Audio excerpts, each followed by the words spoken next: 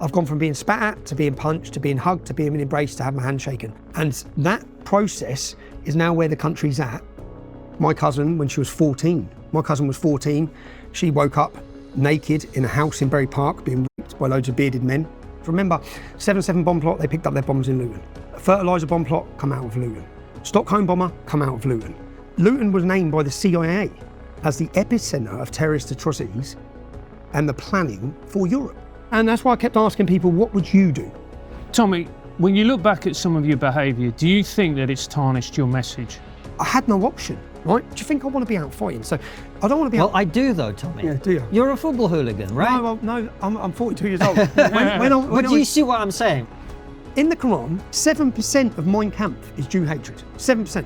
11% of that book. Mein Kampf is banned. This isn't banned, this is taught across the whole country. If they want to implement real hate speech laws, this would be banned. Relax, this is not an ad. I just wanted to let you know that you can watch this video without any advertising at all. No interruptions, no pop-ups, nothing.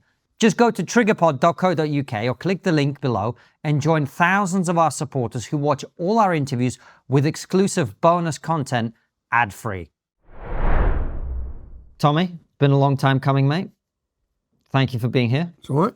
We've got a long conversation ahead of us. Lots to talk about recently. You just said before we started it's been the worst week of your life. Just so people know, we were supposed to interview last week. The more I'm getting ready in the evening thinking about how we're going to do this interview, because it's in the morning the next day, and then there's a video of you standing next to a guy who's clearly just been knocked out. I'm going, he's probably not going to turn up tomorrow.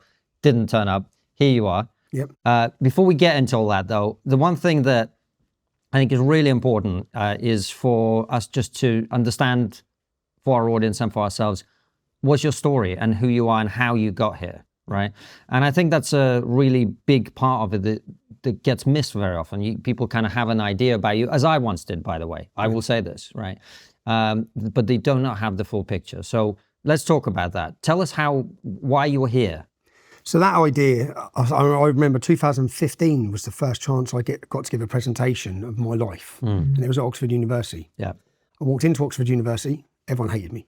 I was getting booed, shouted at, screamed at. You know, when you go to Oxford University Debating Society, you get a 3-course meal. I didn't get any of that, yeah.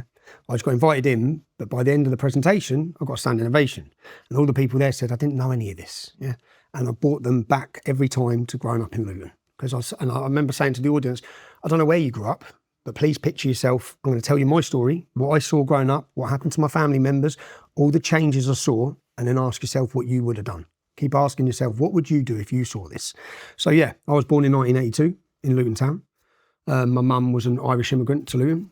She's one of 8 from a poor family. And I grew up in a town that is one of the most diverse and multicultural towns in Europe, actually, in Europe. So I saw firsthand what it's like to grow up in a multicultural community, but also what it's like in a town that, when I was born, had 1 mosque in 1982 and now has 45.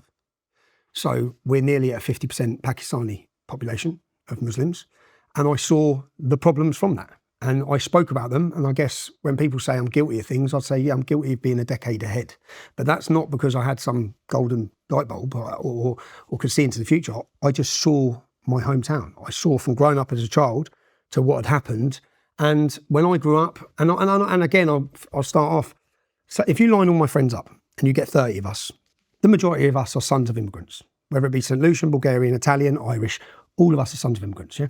I went to school, some of the best people I met growing up, some of the people I love from growing up are Muslim. But that doesn't change that there's a massive problem. So talk to us about that, Tommy. You mentioned, look, I imagine most people listening to this can imagine what happens when a place goes from being mostly one group of people to mostly another group of people, right?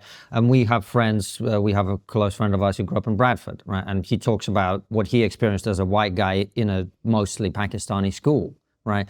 Most people don't think about that. So when you talk about problems, yep, right, what do you mean? Like, give us the examples. So I mean, going to school, so when I went, and I noticed it when I got to high school, or even just, I talk about when we used to have an under-18s nightclub. And when people talk about racism and victim of racism, so I've been a victim of racism untold times. I remember going as a young group of lads going to an under-19s nightclub where we had to walk through the town. We'd get robbed, we'd get spat, in the end, we had to hide our money in our socks because every time you went, you got robbed and mugged by Pakistani gangs.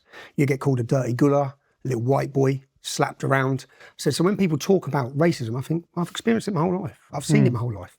I've seen, and when we're at school, so if you come into our high school, I went to a high school called Puttridge High School, which was still a majority non-Muslim school, but then they bussed children from the Muslim community up on buses into the school.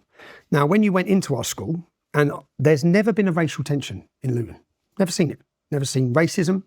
The town is divided by religious lines. That's it. It's white and blacks like this growing up. And it always was, especially in Luton's football scene, which we can get onto. All of our groups of lads, we're a very diverse bunch of lads, always have been. Luton's football hooligan element was always seen. The actual racist clubs from the 70s and 80s would always have a big day out in Luton because Luton's lads that would be resisting them were always white and black, because that's what Luton has always been. But there was never really racial tensions at school, and we didn't create this. Muslim playground, that was the front playground, non-Muslim playground at the back. So even in the playground, it was divided. When you walk into the school dinner hall, so go into the school dinner hall, and when you walk in, you'd have everyone sitting in a mixed. Chinese, Indians, blacks, everyone sitting at tables together. In the corner, there'd be 10 tables of Muslims. That's just how it was. And the playground, is that the school mandating that, or is it just how kids saw themselves out? That's just how it divided. Right. That's just how it divided. And if one Muslim got in any fight, 100 of them got in a fight. So something very different. I've never seen that until I got to high school. And then I got to high school and see 10 or 20 men booting one kid. And I've never seen that because people had a fight before and they just had a fight. Now, literally, and then when you get outside the school gates afterwards, if you say when we were 13, 14 and we had some trouble with some Pakistani kids at school and trouble's going on, when you come outside school, there'll be 30 men. There's no 30 black men or white men coming up to school. They're all at work, yeah? But there's 30 Pakistani men waiting outside school to confront the 12, 13, 14-year-old kids. So I saw that. Also at school, I very quickly saw young girls that were at our school. We viewed them at the time as children. I'll be honest, we used to view them as slags at that time because the girls who were 13 were getting picked up by Pakistani men outside. They'd come up to the school gates and literally pick the girls up in school uniforms, and the girls would be going out and giving blowjobs to taxi drivers, and we'd all know what's going on, but we never viewed them as victims at that time as children. We were children and they were going out, basically they were victims of this grooming gang. My cousin, when she was 14, she woke up naked in a house in Bury Park being raped by loads of bearded men. She ran out on the streets and the prostitutes rang her dad. The street prostitutes rang her dad. She was just a child. Sorry to interrupt, Tommy. When was this? This was when I was 13 years old. So that would have been 96 or 95? 96, 95. And a lot, I do this at Oxford University, a lot happened in my life at that time, which whatever happens in your life shapes your worldview, shapes your view, you understand. Even there was a murder of a gentleman called Mark Sharp. Google this murder. Yeah, Mark Sharp was with his son. His son was my age, probably when I was 11, 12. His son was my age. He was friends with my uncles. And he's drove past and he's had a bit of a road rage with a car full of Pakistanis, and he's called them a wanker as he's gone past. They've followed him. They've called for reinforcements. More cars have turned up. As he's got out with his 12-year-old son to get a takeaway, they've jumped out, they've beaten with bats, beaten with poles. There was an explosion of violence in Luton that we didn't understand at the time, coming from the Muslim community. When we go back and speak to the elders in our community, it seemed to have been stemming from the Gulf invasion. After the Gulf, something was happening in Luton which none of us knew about. Yeah, and it's only later as I get in my life, which I'll get to, that I started to understand. Oh, this is what's made it. This is what this is. Because there was always something different, which I didn't put down to the Muslim community, because at the time it wasn't about them being Muslims. It was just the Pakistanis are very different. That's how I saw it. But Mark Sharp, they snapped a knife off in his head and killed him. He survived for 3-4 days in hospital. I remember his family left the town. The Pakistanis all went on the run. They got them back in the end from Pakistan. I think they got 4 years. It's not justice. They got 4 years for a brutal murder where 6 to 8 of them jumped all over him, snapped knives off in his head in front of his son. So I remember seeing all these things. And then my cousin, when she was being prostituted in the end, the police just say she's a drug addict. Because she was on heroin, because they got her hooked on heroin. Now, and I remember even when I got a chance on Jeremy Paxman years later, and I remember saying to Jeremy Paxman, when I went on in 2010, and it hasn't aged well for him. And when I went on the chat show, I said, they're picking our daughters up from schools. They're picking our sisters up from schools. The gangs are operating so different. They're not challenged. And he was like, really? You expect us to believe this? I remember saying, Jeremy, do you know anyone who's hooked on heroin sold to them by a Muslim gang? You don't. I do. Do you know anyone who's been killed by a Muslim gang? You don't. I do. Do you know any girls that now wear full niqabs that aren't allowed to see their family? You don't, do you? I do. Do you know anyone who's been prostituted and groomed and raped? You don't, do you? I do. Yeah. I said, so I don't expect you to understand, but I do expect you to listen, because this is happening in the reason why the English Defence League has gone bang is because what I've seen is mirrored across every working class community in this country. If Islam was to evolve, which it needs to evolve, to fit in with Western democracy, which is clearly not. Clearly there's a problem. Clearly the English Defence League is a phenomenon that swept this country. And with the issues I'm talking about, Jeremy, if I ask you, do you know anyone that's hooked on heroin sold to them by Muslim gangs? You probably don't. I do. Do you know any beautiful girls that you went to school with that are now wearing a burqa that don't see their family? Probably don't. I do. Do you know anyone who's been murdered by a Muslim gang? You probably don't. I do. Do you know any 15-year-old girls that you know that you've grown up with that have been raped or pimped? You don't. So I don't expect you to understand the issues. These are all personal issues of yours. Personal issues in towns and cities like mine that are happening, and they're not happening with the Sikh community, they're not happening with the Jewish community. And indeed, they're not happening with most Muslims. No, they're happening within the Islamic community. This is what I'm saying, that it's an Islamic problem. And when I'm just a simple person, so I'm just a normal person, but when I'm looking at, I have to look for where this hatred's coming from. So are you seriously suggesting there aren't white drug dealers and there aren't white gangs? Of course I'm not, no. Or Sikh gangs or any other kind of... No, I'm not, but I'm saying some of these specific issues are coming from the Islamic community, solely the Islamic community, terrorists wanting to blow us up, constant hostile activity towards our youth, all these problems, and from sitting back, there's got to be something it's coming from. None of the other communities are spreading it, so we're a symptom of the problem. The English Defence League are a symptom. You're claiming that community is spreading it. Actually, what we're talking about Members here... of the community.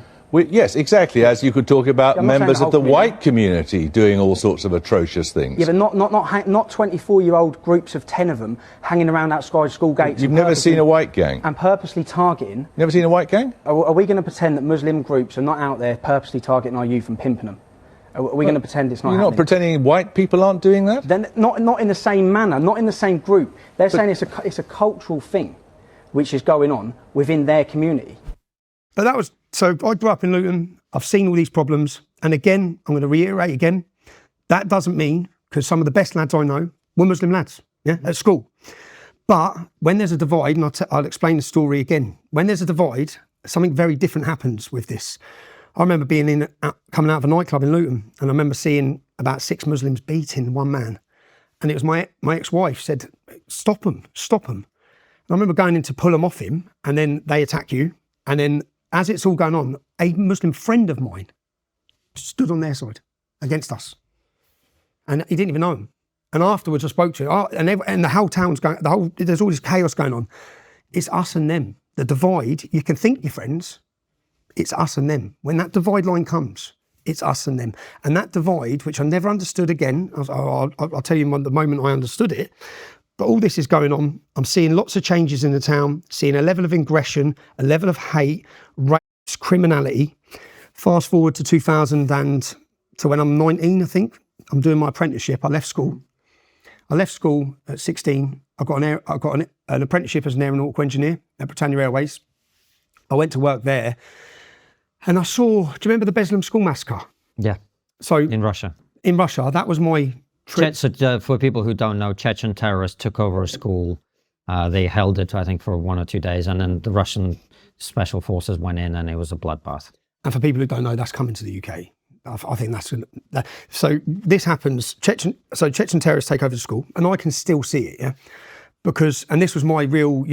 Everyone's had that moment that wakes them up. Everyone's had that moment that I think a lot of people would wish they could just close their eyes to it. I think once you're awake to this and you understand some of the problems, you can't turn off from it. But they take over a school, not one Muslim, not 2, a whole massive gang of them, yeah, jihadists, take over a school. The parents then get phone calls, so they know their children are in the school. They know terrorists have got their kids. The parents come to the school gates, the military are there, the Russian army are there, and the parents are outside, and the women are dropping on their knees, holding their heads, as then you start hearing the Muslims butchering their kids. And they're killing them and butchering them. And I remember watching it going, what the hell is this? What the hell is going on here? Yeah. That was my moment to start looking at Islam. And 2 weeks after this, I saw a group in Luton called Al Mujahideen. The leader, the second in command of that group was a gentleman called Saif al-Islam, which translates as Sword of Islam. He's in a chicken shop in Luton and he's doing an interview. And in that interview, he says a attack like Beslan would be justified on a British school. And this is when I'm probably, I don't know, I might have been 19. I can't remember. I was young. And I'll be honest, and from my background, growing up in Luton, as I said, Luton is so people understand the town, it's probably one of the most poverty-stricken towns in the country. It's a rough and violent town. It has a lot of problems. Take Islam out of the equation, it's still got a million problems, yeah? It's, and growing up there, I'd say chisels who you become.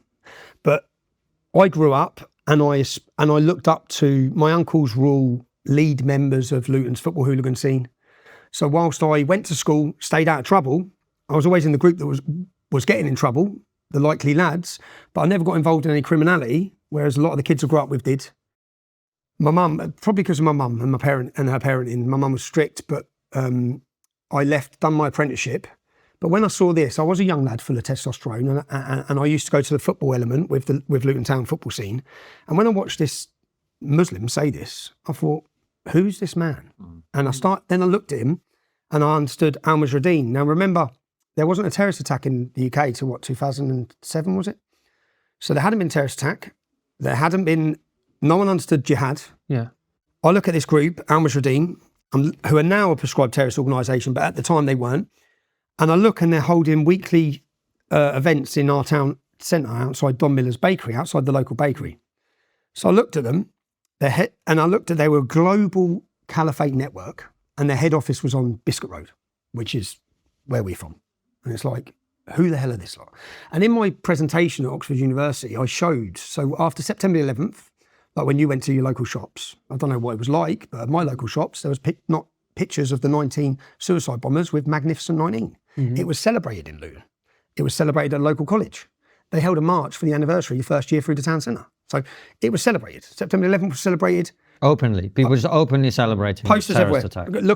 Look at my presentation at Oxford University. I show the posters at my shop, and all over the phone boxes, all over the shops, Magnificent 19. Yeah, it was celebrated. And so I looked at this group, and I went down the town centre the next Saturday. And I'll be honest, because on a Saturday back then, as a young man, there might be 100 of us on a Saturday that would go to Luton football. Mm. And we'd travel around the country going to football together as young men. And I looked at this group, and then when I went down there, there's a police officer there. And I said, and they were openly, like now they try and hide it. They were openly recruiting to send people to fight against our armed forces in Iraq and Afghanistan. They were openly promoting jihad. It was like, remember, this is at the time when Abu Hamza, Hook, yeah, when he was holding his seminars in Finsbury Park, when he had hundreds of men on the floor in the road calling for war against Britain. Remember, they weren't getting nicked on hate speech or anything like that. They were just allowed to do it. Yeah? So as I looked at this group, I thought they've been operating, a mass network have been operating for 20 years in my town, which then explains, and I tried having this, I sat down with Bim Arms when we started the English Defence League and explained to him, your community, the Islamic community, is very entrenched. It's inward looking. You're all here. Yeah. Now within this little community, you've got, let's just say 200. We've got more. Let's say 200 pure radicals, yeah, who are working 24 hours a day, 7 days a week.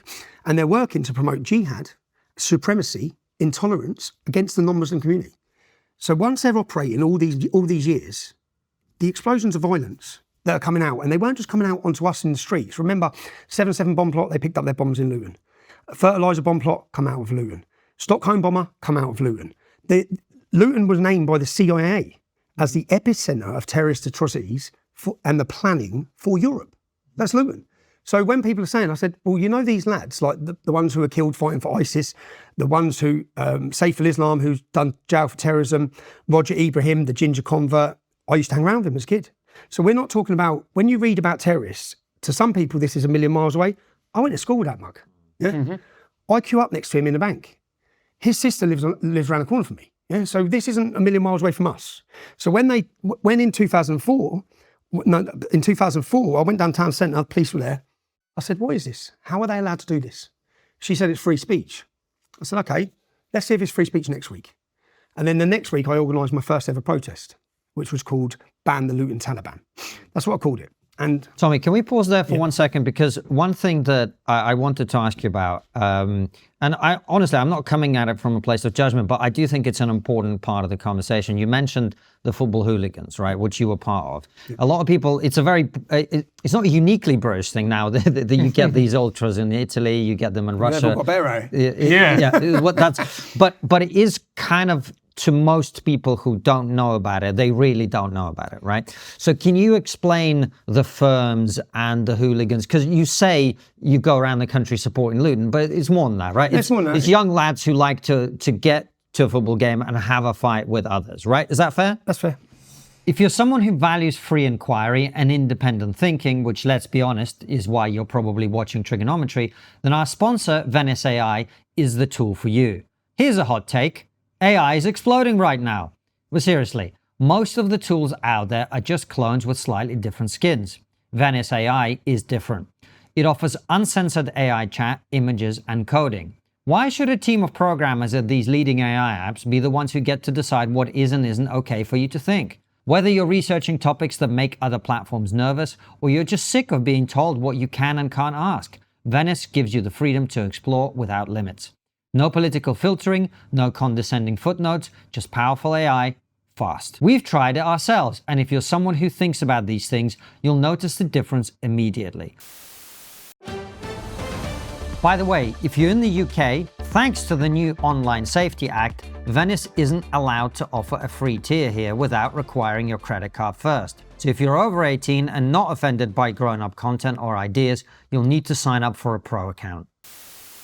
If you want to use AI without fear of handing over your thoughts, ideas, or personal information to a corporation or the government, you can get 20% off a pro plan using our link, venice.ai/trigonometry. You'll find the link in the description of this episode, or type it in, venice.ai/trigonometry, and see what you've been missing. And now, back to the show.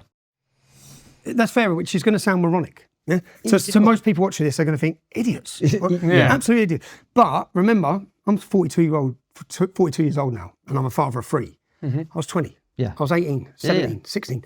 Young men, young men finding their identity together, which I'd say I found my identity going to football. I found it. Yeah.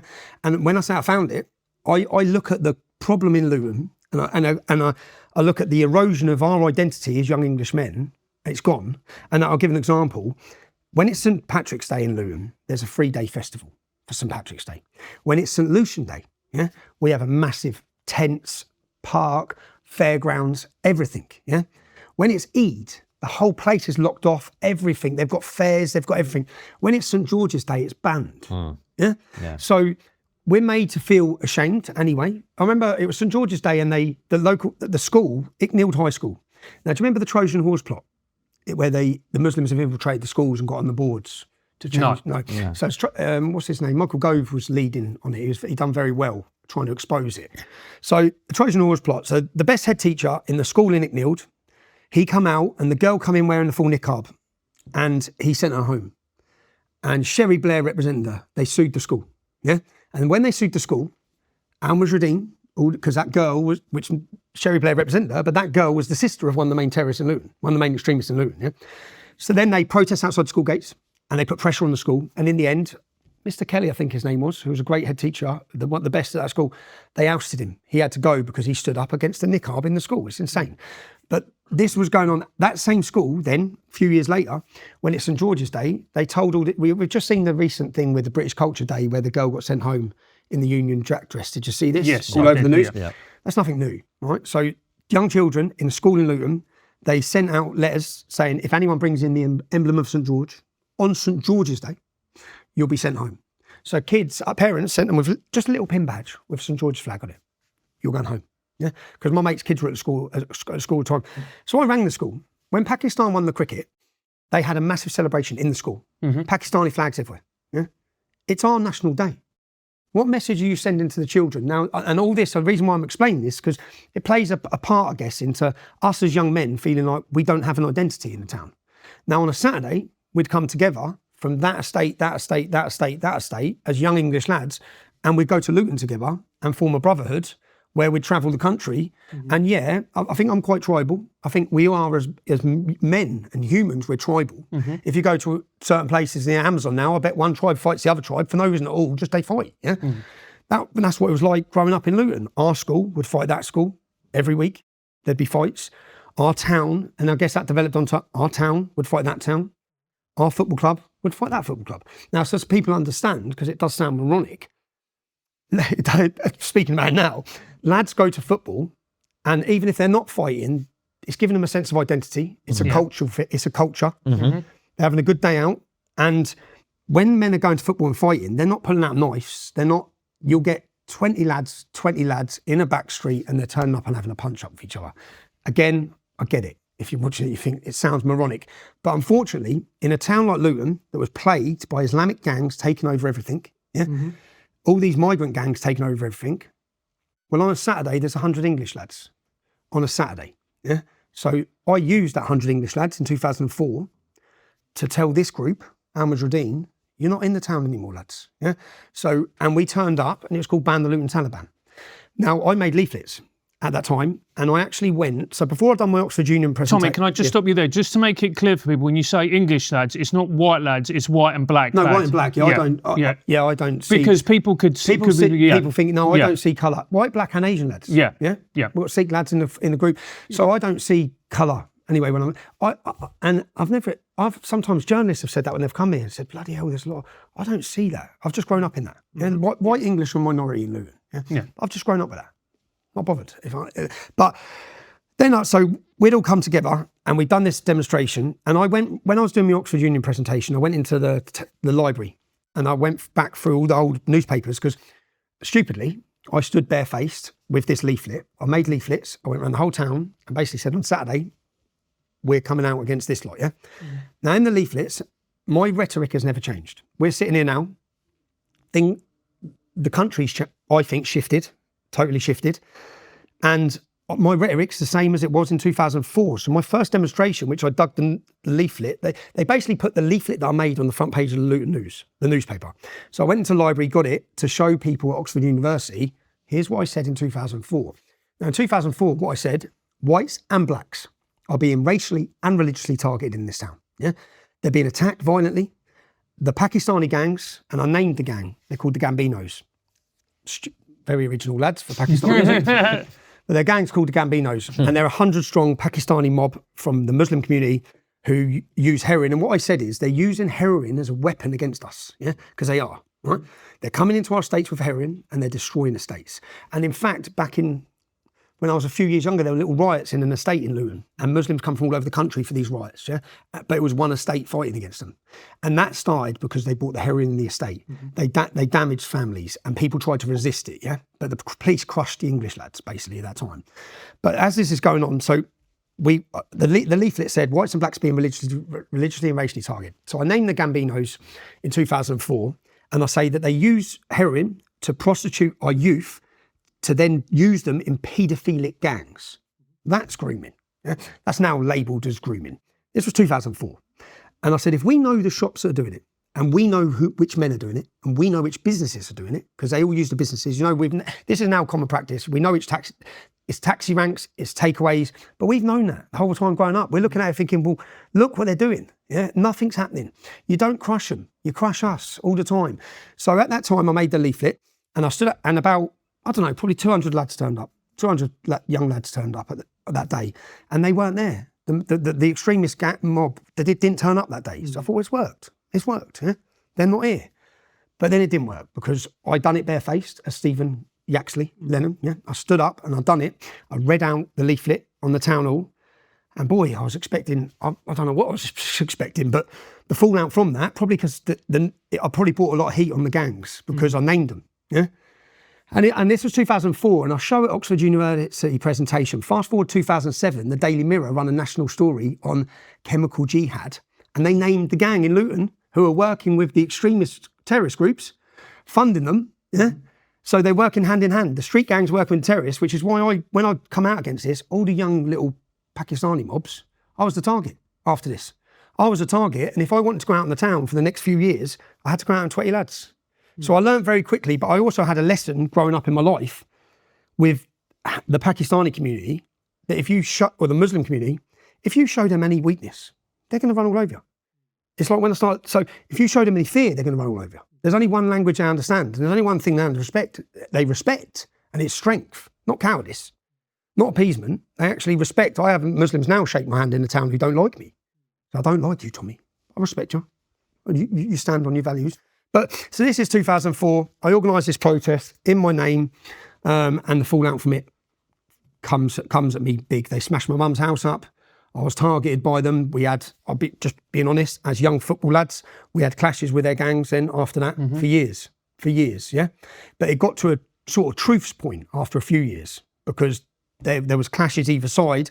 It got to a truce point and I knew some of their gangs because I went to school with some of them, yeah? But it's like, no, you're absolutely taking the piss.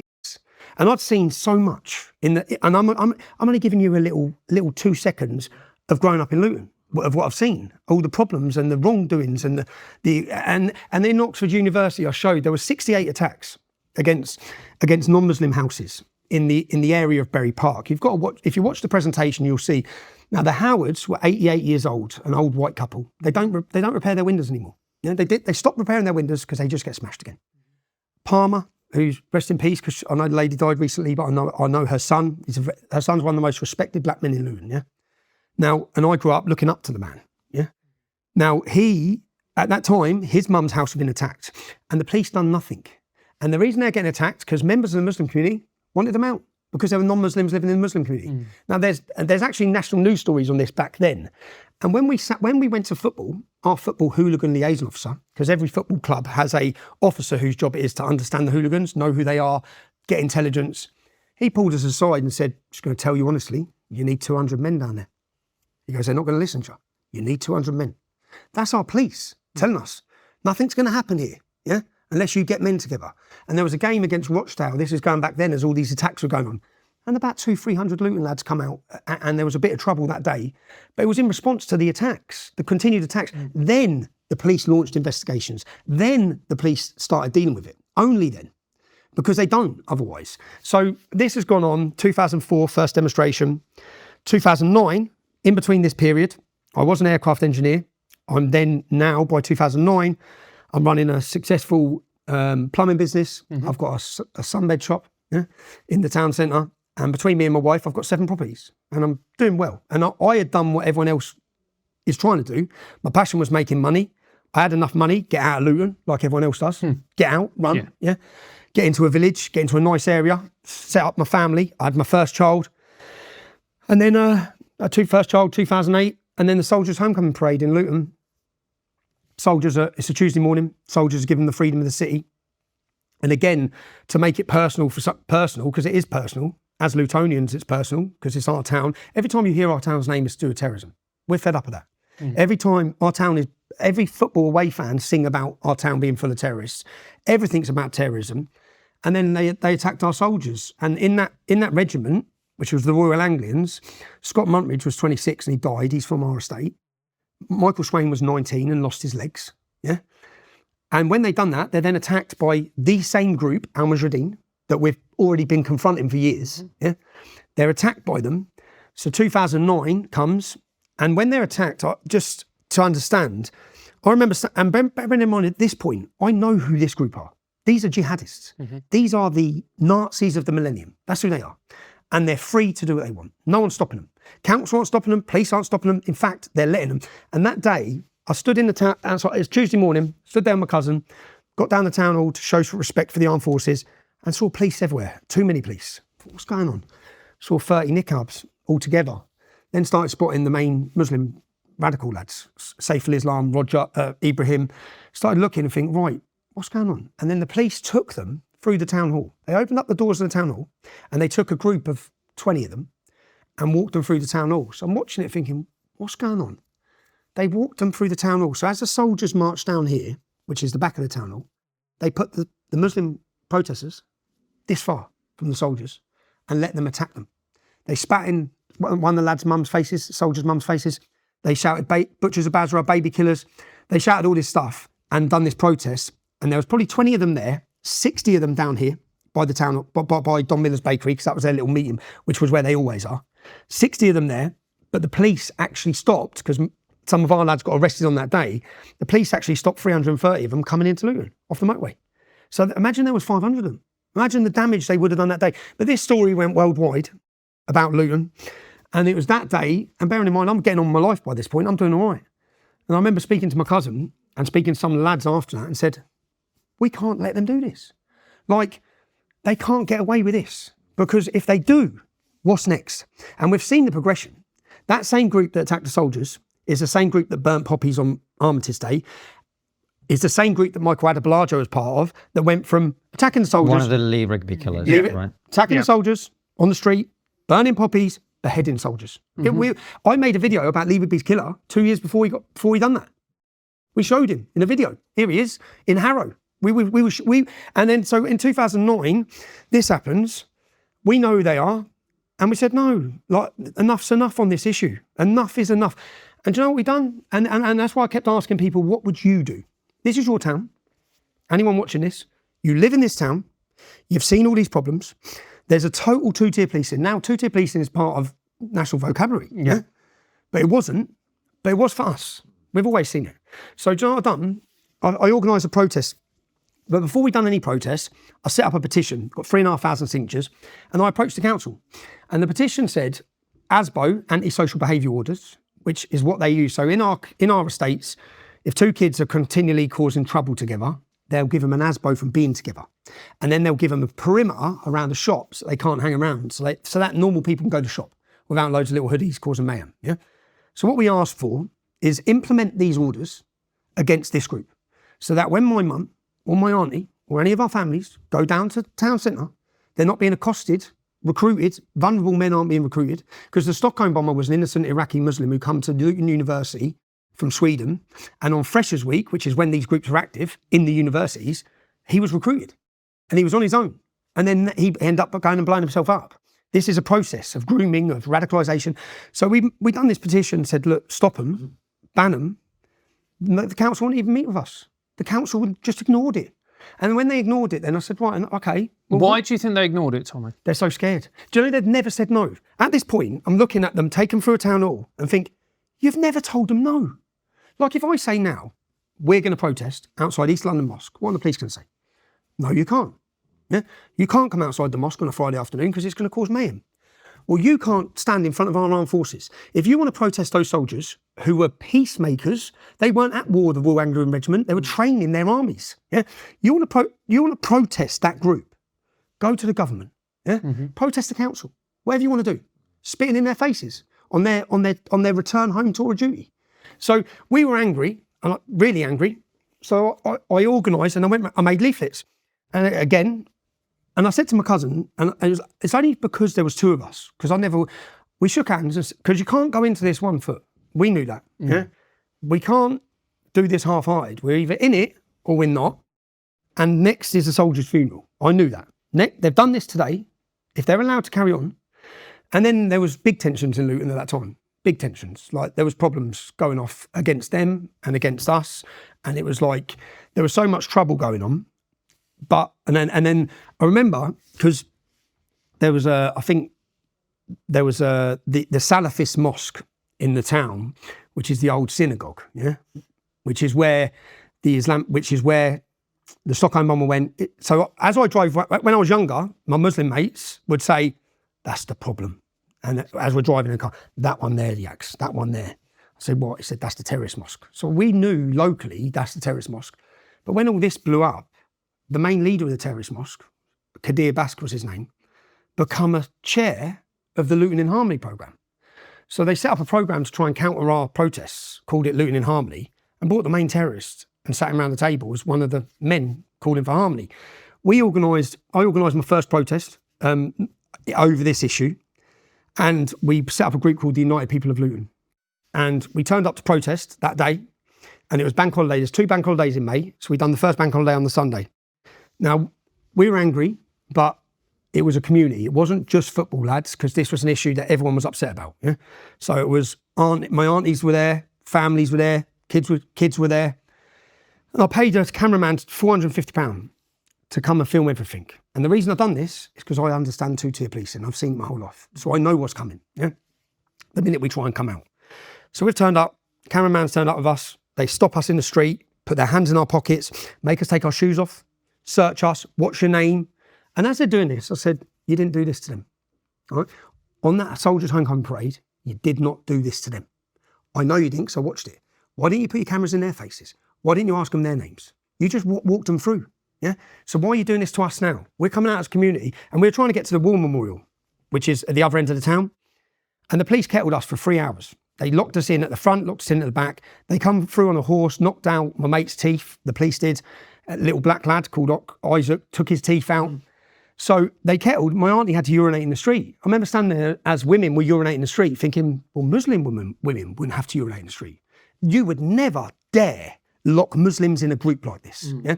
And I went back again to previous protests because I'd been following this group. They held an anti-Gaza protest, yeah, which is just a pro-Hamas protest. And in this protest, there's about thousands coming out of the Muslim community. And it's led by this group. They're leading it. Saif al-Islam, all the terrorists, they're at the front of it, yeah? They've organised it. And they're going, Khyber, Khyber, Khyber. And I remember thinking, wonder what that is. So I started looking at it. And Khyber was where Muhammad beheaded 600 Jews. The leader of the Jewish tribe's wife married her that night.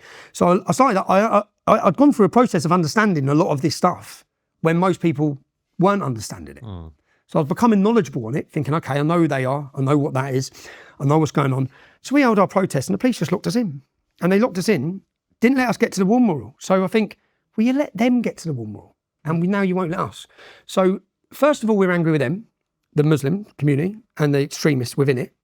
And after this become more about civil rights. It become more about, no, you're not doing this to us. Yeah. So the next, and then after that first protest, they come to my house, the police did, they raided 14 properties. Yeah. And what they did is, cleverly, which is what they're still doing now, it's their tactic, is to put fear into the community from speaking out. It's what Keir Starmer just done by weaponising the judiciary after the riots, by Lucy Connolly, Peter Lynch, me. They try and put fear, set an example by people to make sure everyone else shuts up. So when they come in our houses, they went to my mum's, and anyone who got nicked, I wasn't at home, so I didn't get nicked. Anyone who got nicked got given bail conditions not to enter Luton Town Centre 24 hours a day, 7 days a week for 3 months. So then we sat down after and said, well, that's what we wanted for them. So rather than give it to the terrorists, they've given it to us. Everyone was arrested on public order offences, yeah? No one got prosecuted. So these were just, and this become a tactic of the state. This was bullshit arrest to then enforce bail conditions to limit and prohibit your freedoms from protesting and standing up. So then comes the next protest 3 weeks later, and this is what changed it for us. Because I turned up that morning, I was wanted, as were all the other lads who were banned, and I turned up with 100 balaclavas. And we met at a pub, and it was football lads, and we met up. I gave everyone balaclavas. We all had T-shirts that said, it was a Luton logo with no surrender to Al-Qaeda. We met up, and again, I bought the cameraman. And I bought the cameraman. I rang the police anonymously and said, stay out of the way today. If you, I'm just giving you a warning, because if you could have lit a match and threw it in the air, I think Luton would have just gone, pow. It was ready. Yeah? I've never seen anything like it. And I've grown up in the town my whole life. And I remember at the time, after the first demonstration, I had Pakistani lads ringing me up saying, Yaks, like, these are terrorists, bruv. Like, you're not messing with the street gangs. Like, you're upsetting everyone here. I remember saying, yeah, well, there's 500 of us. Because at the time, there was 500 of us. I said, there's 500 Luton lads, and everyone's had enough of it. We've had enough of the terrorism. We've had enough of the heroin. We've had enough. So the second demonstration comes, balaclavas are given out. We all then go into the town centre. Police attempt to stop it. And I warned them at the time. I said, don't try and stop it, because the town's going to burn. I'm telling you now, just let people get to the War Memorial. Let us have our day at the War Memorial. But they tried to stop it. And then there was running battles through the town. And then the images that then took this to international recognition was men wearing balaclavas with England flags on our town hall steps, which was then seen, which I understand why it was seen. I then took the video of Luton's lads that day, and I went on messaging boards around the country, which is football chat forums at the time. This was before the rise of social media, really. But every football club has a chat forum. So Millwall's football lads, Tottenham's football lads, Chelsea's football lads, they all have their own forums where they talk. And then put the video up and said Luton are making a stand, basically, against this. Yeah. And people talked about the tactics at the EDL. This was the United People of Luton. And when on that first demonstration, when we all met up, when they kettled us, with the second one, I remember we sat in, it was called Brooksy's in the town centre. And I walked in and some big white skinhead lad come in. He said, and he sat down, he goes, "Are you the organiser?" I said, "Yeah, this is all Luton's lads." And he goes, "Well, we've heard about what's going on. There's 30 National Front getting off the train station." I said, "Great." I said, "Because we're going to smash their heads in, lads." And he's like, "What?" I said, "Look around this pub. Yeah, when the National Front come into this town, they're going to get bad. They're going to get run out. Yeah, and they did get chased out. Tell people about the National Front, because this is one of the big issues with you, Tommy, isn't it? For people who are not educated about this issue, is a lot of people call you far right, and in doing that, now we can talk about the different aspects of your behaviour, some of the street violence and all that, which is an issue, and we'll talk about it. But when they say far right, what they really mean, I think, is that you're racist, you hate black people, you hate brown people, you hate Jews, etc. And the National Front are people who actually are all those things. National Front are all those things. They're Nazis, they hate everyone, and there's never been the presence of those sorts of people within the town of Luton. So people say that about you, but what you're saying is you have always actually fought with and against those people. The whole time. And in Why? fact, Why don't you like the National Front? they're the same as the radical jihadists. It's exactly the same. In fact, they're now coming together, aren't they? They're now joining together. Yeah. Hypnosis gets a bad rap, but it's not a gimmick. It's a legitimate therapeutic tool backed by research, and when it comes to weight loss, it can be a game changer. Hypnotio is a self-hypnotherapy app that helps you break bad eating patterns by working at the subconscious level, where the real habits live. It's for people who are done with willpower-only plans. Hypnotio helps you tackle emotional eating, stress-related cravings, and food anxiety using proven techniques that reduce cortisol, improve portion control, and build long-term habits. All in a way that fits into real life, from your phone, tablet, or your computer. Clinical studies show that users lost twice as much weight as those using traditional diets alone, and 94% maintained that weight loss more effectively over time. It's not about hacks, it's about fixing the deeper programming. Hypnosis-based programs reduce BMI and emotional eating significantly compared to standard diets. So what are you waiting for? Use our link in the description box and pinned comment and grab 15% off your first subscription. In fact, they're now coming together, aren't they? They're now joining together. Yeah. They're now joining together. It's mad. You now see Nick Griffin sitting down with radical Dilly Hussain. They both want supremacy. He wants white supremacy. He wants Islamic supremacy. And here they are together they basically all coming together just because they hate Jews and everything's the Jews' fault. Yeah, that's what's brought them together now. But at this time, our first, if you dig up the first Luton United People of Luton, we had NF Go to Hell on our banners because we thought, when you try and do something like this, we knew it would attract certain types. So we made it very clear. When we had so this is Luton, we've had these 2 issues in Luton, all hell's going off. We then watch and if you look at the footage, go on, Luton Protest was a YouTube channel and it's called the United People of Luton. You'll see the first ever protest. And you'll see hundreds of us. And we're standing outside the town hall cheering, "We are Luton Town." Yeah? Everyone's trying. And then I see the leader of the council saying all these outsiders have come into our town. It's like, we're not outsiders, it's our town. It's our town. And they're taking the piss in the town. So this is all going on. Tommy, one sec, sorry. You've got lots to say. I know, yeah. We're gonna, which is great. And you've got loads of time as we discussed. So we're just going to jump in every now and again because there's little bits that we want to. I do remember seeing somewhere, I haven't fact checked this, so correct me, but something about you joining the BNP or something. What is the truth of that? So 2004, I joined the British National Party. So 2004, because they are basically the continuation of the National Front. They are. Nick Griffin was the leader. Nick Griffin was. They're the political wing of the National. They were. Yeah. So 2004 was when I held the first protest, ban Luton Taliban. Right. Now at that time, that's when I started going down the rabbit hole, looking online, thought, who's talking about this? Right. And to be honest, the only people who were talking about it was a group called the BNP. Right. The BNP then were talking about it, and I think I messaged, and they set up a meeting at a pub called the King Harry Pub. And this is documented by Searchlight. Searchlight was a far-left magazine. Now, Searchlight documented it as when the MIGs fell out with the BNP. The MIGs is Luton's football hooligan element. It's called the Men in Gear. Yeah. Right. So we've turned up to this meeting where this is the group that's talking about these issues. Even back in 2004, they were talking about the grooming, the rapes in Bradford and things like that. So they turn up to the meeting, and we all turn up, and they say, "Oh, he can't come in. He can't come in. He can't come in." It's like, what? They said non-whites can't join. So you're joking. So at that point, we said, well, you can't have a meeting in the pub. In fact, you can't operate in any pubs. You can't operate in any pubs in Luton, yeah, because that's what Luton is. Our problem, which was and you know, when you went on the BNP website at that time, it had 10 points. TVs for old age pensioners. Every point, every point you'd go, I agree with that. I agree with that. I agree with that. Now at this point, bearing in mind before this, I didn't know the difference between left wing, right wing, and I didn't care because I was a working class kid on a building site, earning money, didn't give a shit about politics, understood Islam, what was going on, but had never ventured into politics. I didn't understand there was left wing newspapers and right wing newspapers until I set up the EDL. And then I got a shock of my life, absolute shock of my life. Yeah? And I went through this learning curve. And this is kind of before the internet really is what the internet is now. So you can't just like AI search stuff. No, there was nothing. Right. The way to get your message across was get on the street. So you turn up to this meeting of the BNP, Yep. you realize they're racist, but you still joined? No, I joined at that point for as soon as come online. Now, there was a leaked list. There's a leaked BNP membership Oh, list. you joined online and joined then online. you realized, Yeah. okay. But then when I realised, so the leaked list shows the membership, say, from 2002 to 2008. I joined in 2004 for 1 year. So I joined up with a year's membership. I don't rejoin. You can see the leaked list. Yeah. There's no rejoining. Yeah. So at that point, it's like, right, you lot, f*** off. We'll do it our way. Yeah. Which is, as lads in Luton, we'll do it our way. We organise our protests then. We set up the first protests, had the two protests. Then after they'd attacked our soldiers, and this still, for me, is still insane. Yeah. They'd attacked our soldiers. And then I look online and I'm following this group. They're holding an Islamic roadshow. So we're looking at them. They were in Wood Green. So they had a street stall in Wood Green and we went in the back of a lorry, about 40 of us.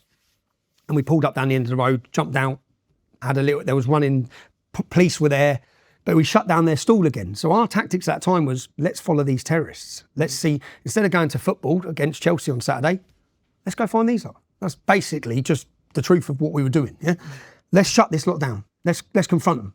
And remember, the police were letting them act the way they wanted. They become a prescribed terrorist organisation by 2010 after 1 year of the English Defence League chasing them around the country. Then the government stepped in, the Home Secretary stepped in and said, we've got to ban them. Well, you should have banned them 20 years ago. Yeah? You banned them because there was street problems. They only listened to that.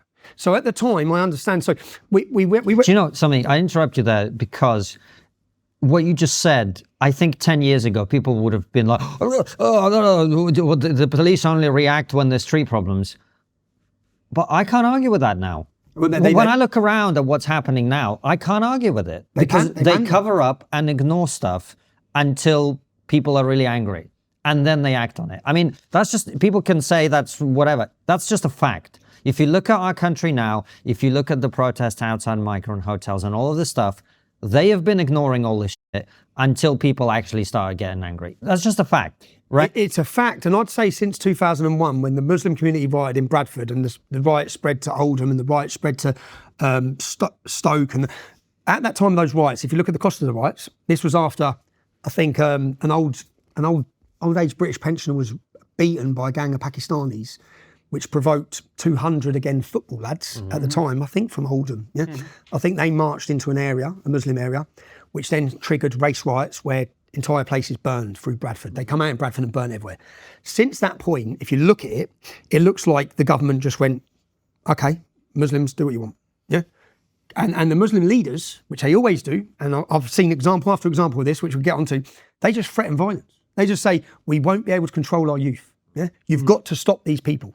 You've got to arrest him, stop him, shut down this, and then the government just go, and we'll just pander to them. So you've seen, and then now the country's seen it. You saw it on the Hamas riots. You saw them calling for jihad on the streets. Literally calling for jihad, and then the police are putting out a statement saying jihad has lots of different meanings. Well, not when it's coming from his, but to here it doesn't. Because that man saying it is part of a prescribed terrorist organisation in most countries, but not this pathetic country. It is now. It is now. But it wasn't at the time. Again, Right. It is now. Why now? Yeah. Why wasn't it for the last 20 years? His but to here, every Islamic society in every university around this country was his but to here. So kids are going to university, and a terrorist group, because they're now a terrorist group, but they've always been a terrorist group. Just our weak, pathetic government didn't prescribe them because they didn't want to upset people. It's like mad. You don't upset them until they're calling for jihad, until they're openly saying the madness that we know they've been promoting anyway. Yeah, they've made universities total no-go zones for certain communities, and whilst jihad runs. So at that time, this is going on. We look at the Islamic group. We then I see a young boy called Sean. He was 11 years old. He's in Birmingham, and they get him up on stage, about 200 of them. I used this video in my Oxford Union presentation just to show people, look at what happened, because there's a story to what happened. Before the English Defence League was born, you have to understand the 15 years in Luton. Then you have to understand what went on with the UPL. Then you have to understand that the government, the local council ignored us, suppressed us. Then you have to understand the police attacked us, silenced us, bullshit charges to control us. Then comes the English Defence League. And it only come because Sean was 11 years old and they got him up on stage and they had a banner saying Jesus was a Muslim in the city centre. Imagine we had a banner saying Muhammad was a Christian or something that would upset them. You just couldn't do it. Anyway, they'd kill you. But the police would stop you and all. But they had Jesus was a Muslim, hundreds of them screaming Allah Akbar whilst they converted an 11-year-old boy who was out with his mate shopping in the town centre. And I remember watching it going, right, they can't do that, right? They cannot be doing this in city centres to kids. So we then went, as a group of Luton lads, we said, right, called ourselves the English Defence League. I made T-shirts, we all wore them, and we went to Birmingham for our first ever, and it was, if you watch up, and this is where I learned a lot about the media, we went to Birmingham as a group of 50, and we got run and smashed everywhere. Yeah, lads were getting beaten unconscious on the floor. There was newspaper clippings of men with blood, English men with blood all over them, and there must have been a mob of 1,000 Muslims. And the police put us in a pub, yeah, and we were in this pub for 3 hours, and they couldn't clear the streets. So then the police end up getting us buses. They go and take buses to try and get us out of there. They bring in buses, all the bus windows go through, and as we get out on these buses, everyone's getting smashed to hell. We're looking down the side streets, and it's bricks littered everywhere. So I think they've been rioting for hours, yeah? They've been rioting for hours. But and our banners read, Nigerian Christians, we stand with you as victims of jihad, because again, I'm down the rabbit hole at this point and I'm organising it. And I saw that 5 Christian churches were blown up on Christmas Day and it didn't even make our news. And I'm thinking, Christians are being massacred. Not Christian Nigerians are being butchered and nothing seems to be. Why is no one speaking about this? Where's the Christian leadership in this country? So, and I'm going down all these rabbit holes thinking, what's going on? So we'll go to Birmingham and our banner said, Muslim, no problem, because I hadn't gone down the rabbit hole that much on the reality of Islam. I'd just been looking at groups. Muslim, no problem. Extremist Muslim, big problem. But what happens is Salma Yaqub, which we didn't know, Salma Yaqub went in a mosque and she told the crowds of Muslims that the BNP, the National Front and the racists were here to attack them, which was us, 50 lads. Yeah. So they come out and they rioted, but no one spoke. I remember watching it thinking, well, we've come here about Sean, because we had banners. What about Sean's rights? We've come here about this Christian kid who's been converted. And no one's even spoke about it. So no politician spoke about it, police didn't speak about it, no one mentioned it. We were called racist, we were called far right, and we were bad. That's basically it. So I watched this, and then after this, I saw, this is how the EDL developed. From 50 men, these images went all over the country. Yeah, and people were talking about bloody Luton went to Birmingham today and got bad. Yeah, and when I say people, I guess football elements in clubs were talking about it. Then there's a Christian graveyard. A church has been bought in Longsight in Manchester, and they're just bulldozing over the headstones. I remember them watching that going, well, you ain't doing that either. Yeah, that's insane. So we then said, right, we're coming from Birmingham. We're now the English Defence League are coming to Manchester. And that was a real changing moment, because when we turned up in Manchester as a group of 50, 2,000 young men were there. 2,000 young men were there like that, like, because they'd watched the videos of the Muslims smashing everyone, and men who were not going to be smashed, that's how it started, who were going to defend other English men at that time, which is, so people talk about, well, the English Defence League was a bit of an explosion. I said, after what happened to us in Birmingham, it was never going to be female school teachers and nurses that were coming out on the street. Yeah. And although, and I went for 4 years leading this group, and I think we're very lucky. And I decided to leave myself because I felt it was counterproductive to continue marching into cities. I understood then maybe we weren't having the right effect, because maybe we were giving the radicals and the extremists the ammunition for some other Muslims to join them to say, look at this lot. Yeah. But we went around the country, and remember at this time when I left Luton and I started meeting families and people and understanding Jesus Christ, in every town and city our daughters are being raped. In it, what I've seen in Luton, I'm then sitting with families, and again I tell this story. We had our Blackburn demonstration. We went from Manchester to Stoke to Blackburn. Blackburn was chaos, but there was thousands. And I went the night before and sat with a family whose 12-year-old daughter had been missing for 3 days, and there are 16-year-old brothers there, and they're crying. The family are crying. And then when we went to the demonstration, there's trouble flaring with the police. And I remember going down the front of that demonstration to try and calm the trouble. And who's at the front fighting the police? A 16-year-old brother. I'm thinking, who am I even to tell him? I've just sat with that family last night. The police ain't doing nothing. His sister's missing for days. So that level of anger, and the reason people talk about the phenomenon of the English Defence League at the time, because we went from here one day to within 6 months, we had divisions in every town and city, and we were the largest street protest movement that Europe's seen. And we didn't plan it. We didn't have control of it. The police had no idea or intelligence on it. So it just went home across the whole country. And why did it go home across the whole country? Because everyone, if you just look at Rotherham, 1,400 victims, well, those 1,400 victims have probably got 4 family members each. So that's 10,000 people just in Rotherham who have been directly affected by the gangs in that town.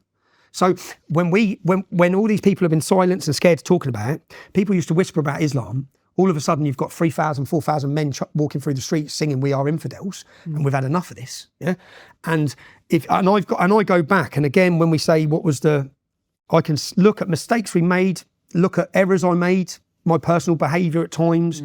I can look at all that, and you learn a lot from it.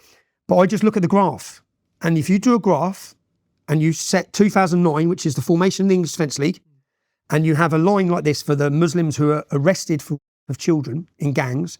And the line goes like this. The English Defence League forms, and again, this is the only time they act, when there's a resistance. Yeah, unfortunately, it just goes through the roof. Yeah. They realised, in corridors of power, up and down this country, in government, they all of a sudden realised, we've got to do something. Yeah?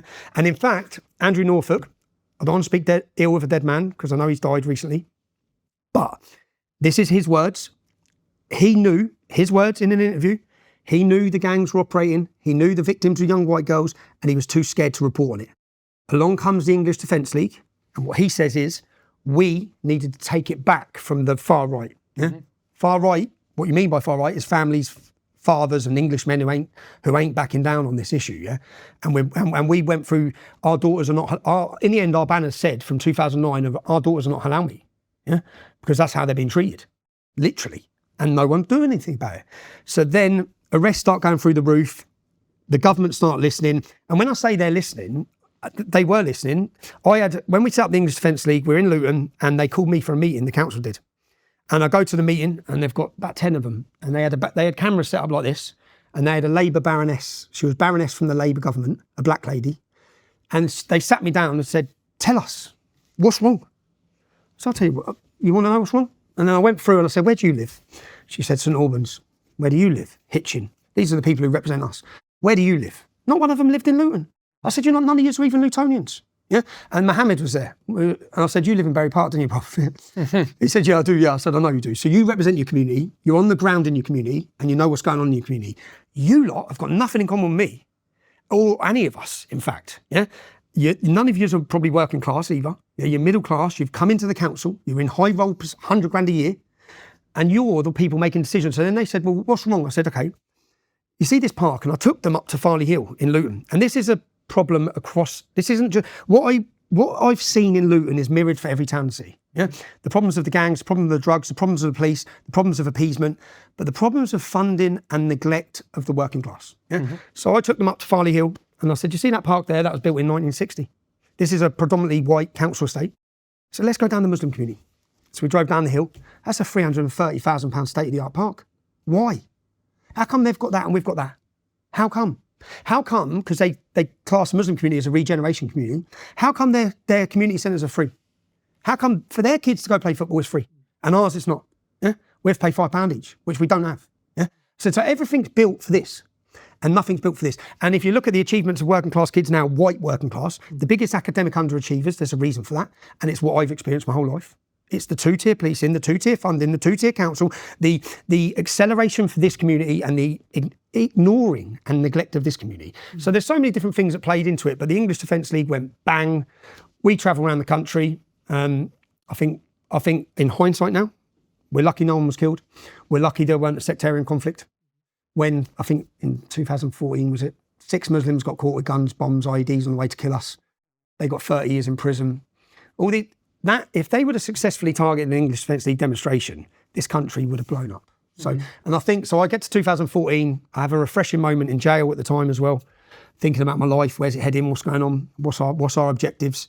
And at that point, I decided to leave the street protest element. Joe Y as well, every interview, if I was sitting here now leading the English Defence League, you'd both be grilling me on negative behaviour of members of the English Defence League. Yeah. Rightfully so, yeah, because some of it was moronic, yeah. But we were never talking about the issue.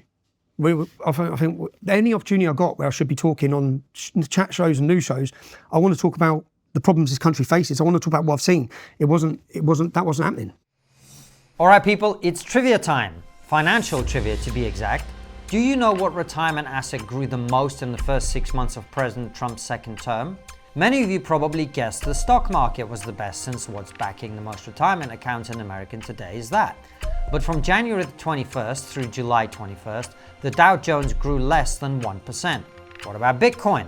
President Trump loves Bitcoin, so it must have performed well, right?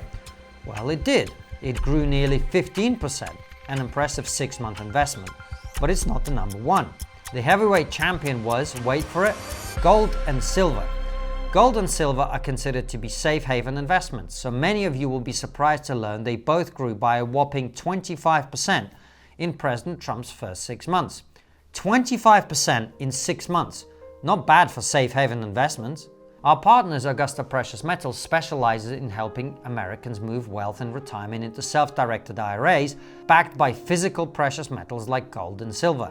They are consistently scored as the most trusted gold IRA company by major financial publications, and they enjoy an A+ rating with the Better Business Bureau. In a world where governments print money and rack up debt like it's going out of fashion, I like assets you can hold in your hand. That's why I've always taken steps to secure my family's future with gold. If you have over $100,000 in your current IRA, 401k or other retirement account, visit triggergold.com, that's triggergold.com, to learn how Augusta Precious Metals can become your lifelong self-directed IRA partner. Well, this is the issue, isn't it, Tommy? And it speaks to, the reason we had to postpone the interview, right? Yeah. Because I think, I don't know, tell me what you think, but I think partly the way you've been treated historically is bad class. I don't think anyone can deny that, right? Because you're making the same points as Douglas Murray. Douglas speaks very, very, very well. You do too, in your own way, right? But you make the same points. But the difference is Douglas is never on camera punching people. Yep. Do you know what I mean? And so I think it's partly about class, but partly it's also about that element of it. This is why I asked you about the football hooligan stuff, because I think a lot of people, I tell you my opinion, right? Because we talked about this before we started. We haven't had you on for a long time, even though a lot of people have wanted us to. And it's always the concern for people who have an audience, right? Which is, I think the points you're making on many, many issues are incredibly important. And much more than that, you've been proven right. Let's just be honest about it, right? On the grooming gangs, on the two-tier policing and all of these things that you're talking about. But the worry always is we can all feel now the country's it's a fever pitch, right? We can all feel it. And the question for all of us is, what is it that we are amplifying? Where are we trying to take this? Do you know what I mean? So when people see you getting involved in all these physical altercations and fights and, you're standing next to some guy's been knocked out, the worry for a lot of people is, I might agree with what he's saying, but by pursuing this further, are we actually increasing the risk of a lot of violence? And that's a worry. I understand. Do you see what I'm saying? I totally understand. So people understand. If I hadn't had the upbringing I'd had, and I hadn't grown up basically off the streets of Luton, then the first punch in the nose I got and the first threat to my life, I'd have run away. And I never would have stood in the face of Islam. I never would have stood and continued saying no, no, no. Mm-hmm. Yeah. It was my upbringing that done that, and my background that done that. But there's not one single image of me or video of me being an aggressor. Yeah, I'm defending myself. So, for example, the incident last week, I'm not lucky enough to have a £500,000 security like Nigel Farage. Yeah, I challenged Nigel Farage to walk the country with no security and tell me you won't end up seeing him getting attacked. We've seen him get an egg on him even when he's got 20 security. Yeah, Well, go and walk through the towns that I walk through. I walk everywhere on my own, lads. Yeah? Everywhere. So last week, as a perfect example, is I'd been out in London and I uploaded pictures. There were some lovely encounters with Muslim lads. Everything was good. I spent the whole day in London. I was at Parliament Square. I had Brian Rose podcast. I'm going about my business. And unfortunately, I've had to, for 15 years, I've been beaten unconscious in Essex. I've been beaten in Luton. I've had to sit my kids down. I remember my face was rearranged, absolutely rearranged. A car pulled over because I'd been getting jumped on the side of the street by a gang of Pakistanis. And the car driver said when I woke up, if I didn't pull over, you'd be dead. Like, they're jumping on you non-stop. And then my face was out. I remember having to tell my kids, it was just before Christmas, my kids were only this big. So I said I got kicked in the face by Santa's reindeers. Yeah. But I remember having to sit these stories down. And for too long, I said, I'm not a punch bag. I'm not a punch bag. So, for example, last week, I wish I had security that could intervene and tell people to stand back and don't start on him. But for example, this gentleman, now, unfortunately, there's been time and time again where I've had the need to defend myself. And I'm not going to apologise for being a man either. Yeah, I will defend myself if I'm put. And you know, for too many years, when I started the English Defence League, I realised, damn, the police want to get me. Prison's a dangerous place for me. And I sort of had my hands behind my back because how I would have reacted, and I had to change how I'd react. How I would have reacted as a young man in Luton with someone calling me a cunt, I'd probably have banged him out as a kid. Yeah, I probably wouldn't have tolerated that. Then I realised, well, I have to tolerate some abuse. I've got to walk around, and I learned very quickly to use my mouth rather than my hands. As I become this figure that has to tolerate people who have and I don't blame even the gentleman last week. I don't blame him for having a hatred of me, because he has a hatred built of me. What happened, Tommy? What happened was I walked through the train station, and now I've seen the CCTV as well. When I say this was the most scary week of my life, there's been an incident. I sent you the voice note, of me contact. So I'm walking through. And what I now know is a gentleman steps off the train at St Pancras. So he's ready to leave St Pancras. I come into St Pancras and I go to get my train. He sees me and he beelines for me. He follows me, but he don't just follow me, he gets here in my face. He's in my face, he's confronting me, telling me he'll end me, telling me how little I am, screaming at me. I mean, screaming at me, screaming at me. And I'm the whole time just going, mate, fuck off. And I do warn him multiple times. I said, look, and as I was watching, I'm paranoid anyway. I've just come out of 7 months in solitary confinement. I'm pretty on edge. I remember for the last couple of months, I'm not myself anyway. I know that, I know that. So I don't feel myself, just the two. Well, in fact, you did ask to postpone our interview one time because you didn't feel right. Because I don't feel right, because I felt, and I remember going into London to see a lady who was terminally ill, God bless her, she's died now. I remember going in to see her, and I was like, I'm ready to blow here, And I'm ready to blow, but I've been sat in a cell for 7 months on my own, and then I've been thrown out. So I had all this, so I made a decision to take a back seat for 2 weeks. I took my son away, played paddle, walked daily, routine. I needed routine. I've got all this, but this gentleman comes up to me, he's aggressive, he's threatening, and what a lot of people, and I'm so relieved, because as this has gone on, basically he follows me for 2 minutes and he's getting him away and I'm trying to get round him and I get away from him once and he comes back after me again. And then I'll say to him, mate, if you come back in with my space, I'm going to defend myself, because in my mind, he was just trying to get close enough to snake me. That's what I was thinking the whole time. I know what you're doing, but I know what you're doing. So I was trying to move back and I get to the top of the escalators at the stairs and he's following me. So now I think, well, he'll kick me downstairs. I'm going down to a train, he'll kick me in front. And he was a big fella. If you look at it, he was a much bigger fella. It's not hard to be bigger than me, but he was a big fella. I then step back to let him go. So go on, you fucking go. You go down the stairs. But he doesn't go down the stairs. He gets to the top of the stairs and he turns on me. And at that point, which this is the problem we have, at that point, let's just say there is a recording. There is a recording that has exactly what he's saying. Now, the police are not probably aware of this. They don't have this, right? So there is a recording of exactly what he's saying. It makes very clear who the aggressor is. It makes very clear who's threatening who. Now, at this point, I just know, because things happen quick, don't they? This has all happened quick to me. I know I've had to defend myself. He's ended up asleep on the floor. I've only hit him once, I've pushed him, and as he continued to come at me, the whole time I'm going backwards, but I couldn't really remember at the time, or straight afterwards. So as soon as this has happened, he don't look in a good state. I'm thinking, right, I'm on London Underground, I'm on my own, crowds are going to come, this ain't going to be good. So I leave. As soon as I leave, I contact the police, which is the recording you would listen to. Contact the police and say, look, lads, this has happened. I've been walking, I've been accosted, I've been threatened, I've tried to get away multiple times.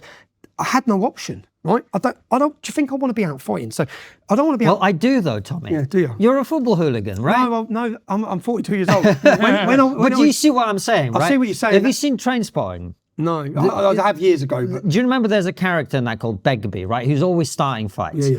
And I don't know if this is true of you, but I'm going to be honest, from the outside, it does look a bit like that's your person. You like No, but I don't. Do you see what I'm saying? Do you know the feeling for me? I'm not big. Do you know the feeling for me? So when he come up here, I was startled, yeah? And there may be times when people watch me, yeah? Yeah. And I may seem confident, right? Because I have to seem confident. Of course. But at the same time, I'm shitting myself. Every time I go in jail, I'm shitting myself. Yeah? When I walk down the street sometimes and 4 lads stop, I'm thinking, for fuck's sake. But again, I've learned there's only one language people understand. Right. So there's only one language. But do you see, all I'm saying is, the only reason I'm challenging you is, I think you're someone, look, 500 years ago, right? The country would be desperate for people like you, right? Because you'd be on the front line fighting some fucking war, right? You're a warrior. So when you say, I don't want to be fighting people, I don't believe it. Well, if I wanted to be fighting people, I could have a fight every day because people say things to me every day. I don't want to be fighting people, least of all a drunk idiot at a train station. All I wanted to do was get home. Now, what this developed into was the worst week of my life because obviously this happened at the train station. I've contacted the police, said, look, lads, what do you want from me? Let me know what I need to do. I'm up for an interview. I'm telling you, he was the aggressor. I've had to do this. Yeah, I contact the police for that. I then go home, and then I'm seeing things develop. And blood transfusions. He didn't have blood transfusion.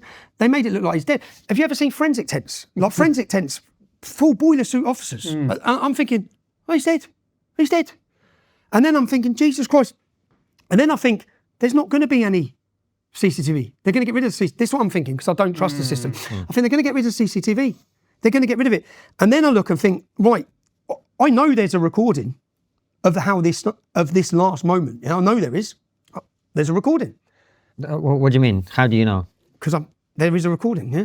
There's a recording. We'll see if it goes to court because the recording get played. What I'm saying is the witnesses, because so the witness statements, am I allowed to talk about witnesses? I've got bad condition that I can't identify the witnesses, but the witnesses say stuff that didn't happen.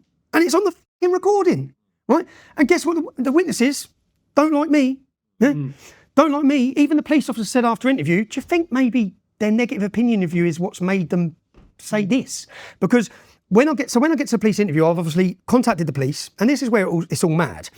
The media are chasing me down. They're in gyms, they're at people's houses looking for me in Tenerife. I'm not on the run.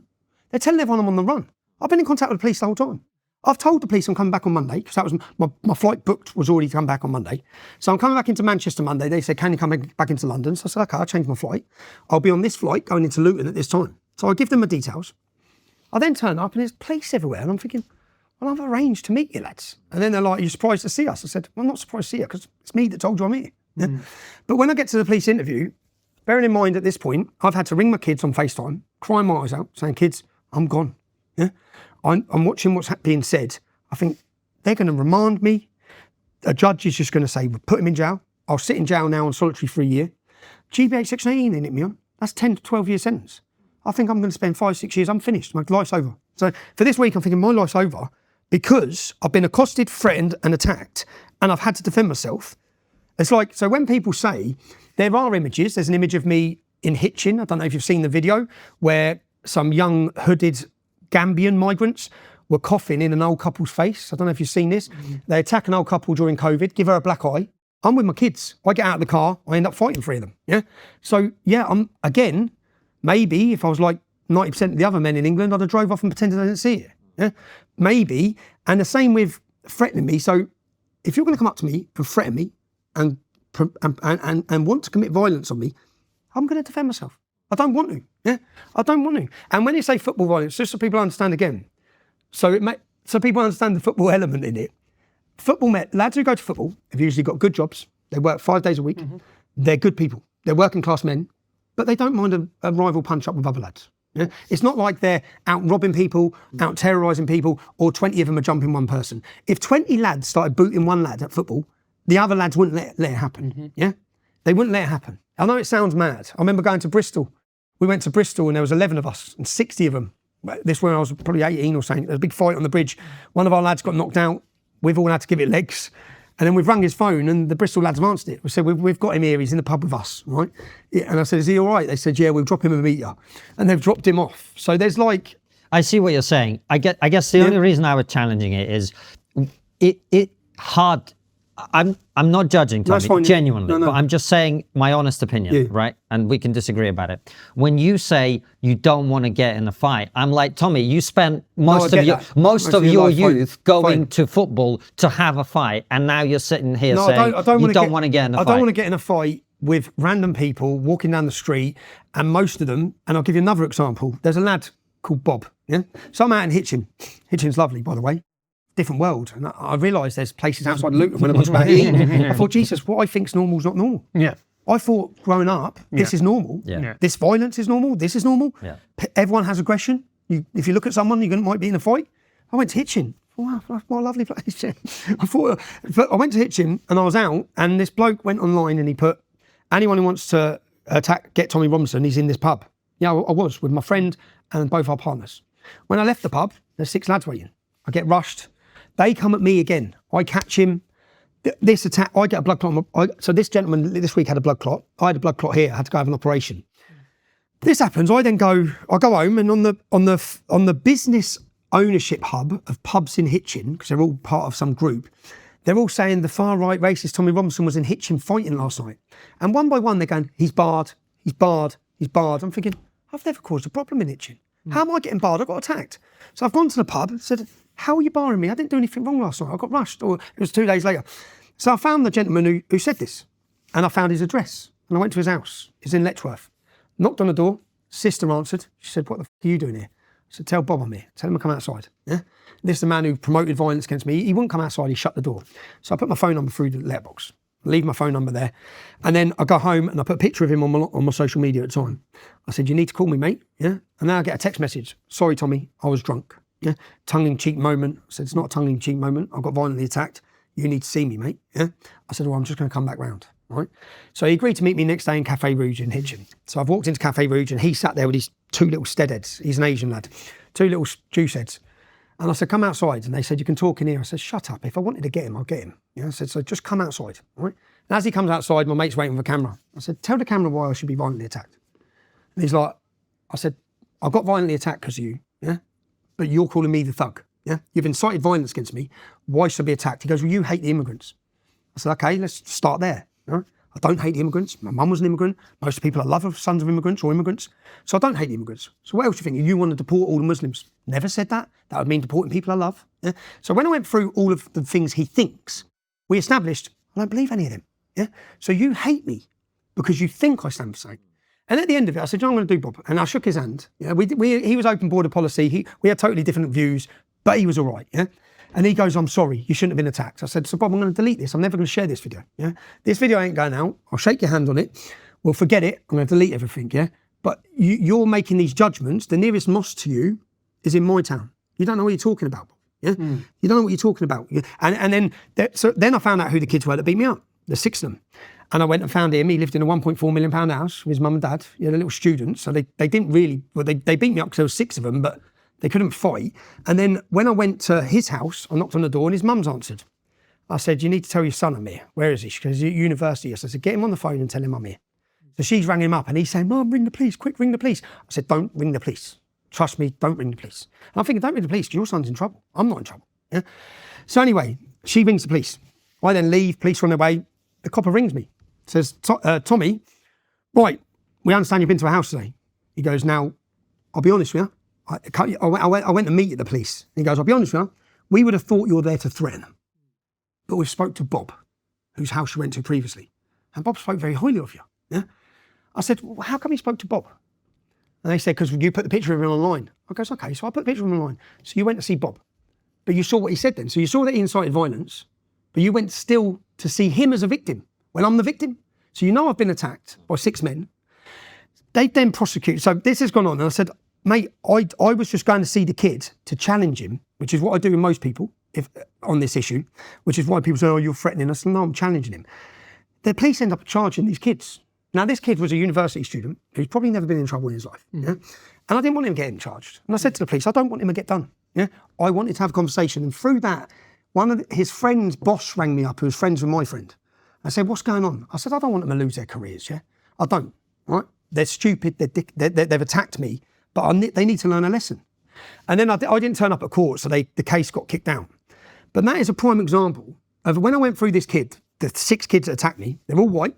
I went through their school group, all their photos, not a single non-white friend. If ever there's white privilege, it's them. Yeah.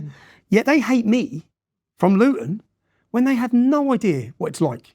So they have no idea what it's like living there, and that's the majority of the problem. So even this gentleman who's confronted me at the train station this week, and it hasn't ended well for him, even him, I don't blame him, because he's feeding on probably a narrative that you probably swallowed 10 years ago. He's racist, he's extreme, he's a Nazi.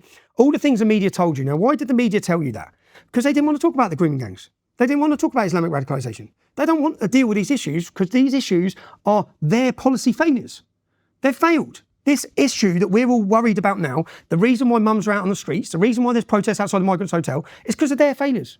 They've imported this problem into the country and they've tried to scare the hell out of everyone. And when I say the level of, we're talking about these grooming gang inquiries now, when I started the English Defence League, in the first 6 months I had 3 police raids. They fabricated charges, they put me under bail conditions not to contact the English Defence League. The bail date, Yorkshire Police travelled down, then bearing in mind Rotherham's in Yorkshire, Yorkshire Police travelled down to my mum's and my kid's house, raided them with machine guns, then gave me bail conditions for a criminal damage on a £30 door. They said, I was in a hotel, they said I damaged a £30 damage. And then the bail conditions was not to send an email, not to be in a group of 2 or more people with the English Defence League. My bail date was the same date I was due to talk about grooming in Yorkshire. And I put in a complaint through the IPCC and said, this is all politically motivated.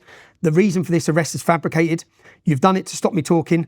It took 2 years for the results. They just accepted it all. Yeah, we did. But remember, at this time, no one was talking about grooming. No one knew about grooming. The police were still in full-on cover-up mode. If you look at who was in charge of Rotherham Police during the biggest scandal, which is 2006 to 2012 probably, the officer in charge of Rotherham Police is now in charge of counter-terrorism. I face a counter-terrorism trial next month in October. It's like everyone who had dirty hands. It's why Labour can't allow this inquiry. Because every councillor in Labour or worker within the council who was in charge 15 years ago or during the height of this scandal, they've all rose to the top. Tommy, when you look back at some of your behaviour, do you think that it's tarnished your message? I think that my behaviour was impossible. Like, as a young man walking down the street, I'll tell anyone, try and talk about Islam. I think Saira Khan, was it Saira Khan? I was on a chat show with her and they're all attacking me. And I was trying to talk about grooming. This is 2010. Yeah. And they're all screaming at me that I'm a racist. And all I kept saying is, what have I said that's racist? Yeah. Like, there's not one thing I've ever said that's racist. Why are you shutting down this debate? And she said, well, and I said, I've got death threats threatening my family. And she said, well, I haven't got death threats. Do you know why I haven't got death threats? Because I'm a nice person. Yeah. And I said, try and talk about Islam, you'll have death threats. 7 years later, she spoke about Islam and then she's sitting on Loose Women crying, saying, oh, I've got death threats. It's like, welcome to the real world, darling. Yeah. What has happened to me through having this opinion and speaking out the way I do, it's destroyed my life, it's destroyed my wife's life, it's destroyed my mother's life. I live with constant death threats. I've got some of them here if you want to read when we talk about a 2-tier policing system. I have to wear a bulletproof vest. I've got people wanting to murder me and massacre me. Well, then stop being a racist and a bigot. Racist?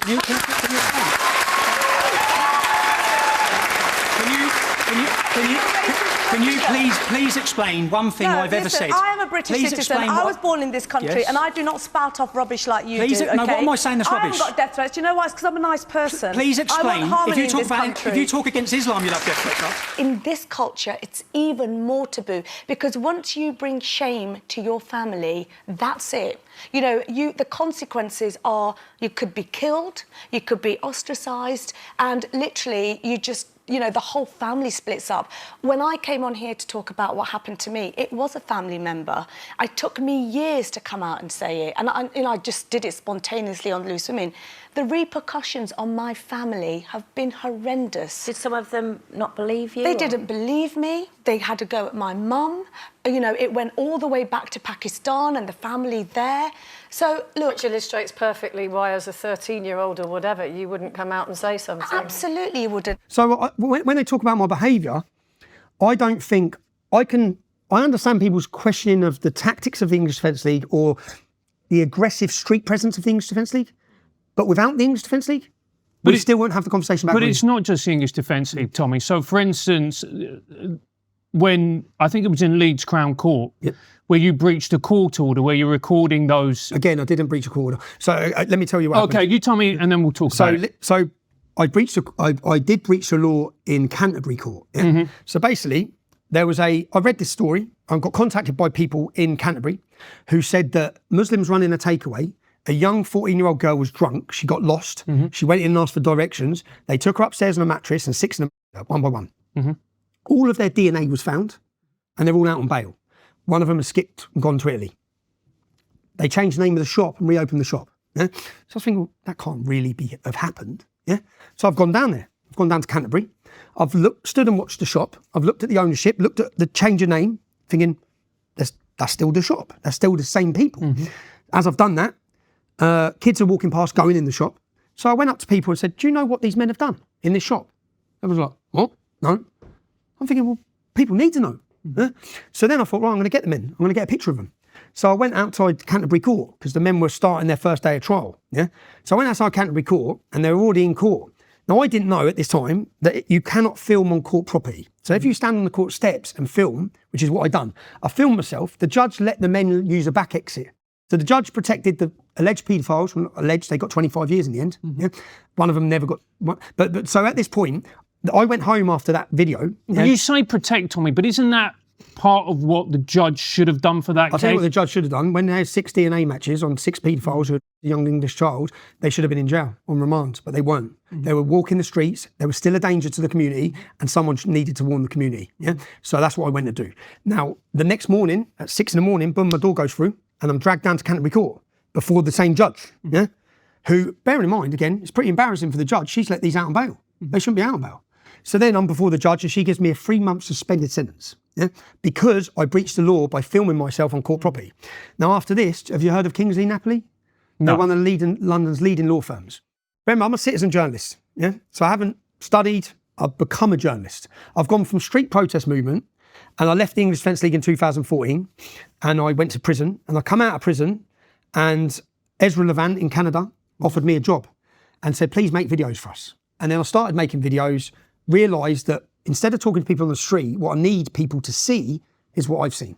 I need them to understand what I understand now. From growing up in Luton, the problems, the dangers, I want to bring the issues that these lot aren't talking about into the average home. So we'll bypass the mainstream media and we'll have people sitting at home in their lounge watching this. Yeah. So I realised this is what we need to be doing. So I become a citizen journalist and I didn't know the laws. So I paid myself to go on a course with Kingsley Napoli, where they taught me you cannot assume guilt. I didn't know all this. Yeah, you can't say he's a paedophile. Yeah, it's an allegation. If someone's charged with, I didn't know this. If someone's charged with an attack. By the way, I'm only laughing because it sounds funny. To be fair, when we started this in exactly the same. We weren't trained journalists either. We had to have people explain like libel laws because we used to joke about, big corporations, they're all stealing money, they're all doing this. You get sued. And then somebody will be like, you're going to get done for the this. Halal Authority, they sue everyone. Yeah. Talk about halal. Yeah. So again, I'm just giving context to what you're saying. I went through that same process of trying to understand. So I paid this law firm and went down and had training. We had training all the time to understand you can say this, can't say this, don't assume guilt. And you see if there's a reporting restriction, right? This is the government, this is on the judiciary website. The judge has no power to put a reporting restriction on information that's already in the public domain. So when the grooming gangs, the police start making arrests and they start charging and bringing court cases against these gangs. 2012, it probably started, the cases. There's a case in Oxford. In that case in Oxford, what we heard, because when there's a 6-week trial and the media are sitting in court, they're writing everything every day. So we're getting 6 weeks worth of news. We're finding out the girls are called Gullah, dirty Gullah, so they're racial crimes against the girls. There's religious comments against the girls.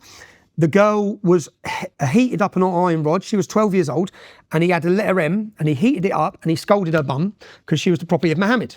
Yeah. Another girl, they took her tongue and they nailed it to a table. Yeah. Another girl, they took to the woods and they poured gasoline over her and to scare the hell out of her, she's urinating herself in the woods.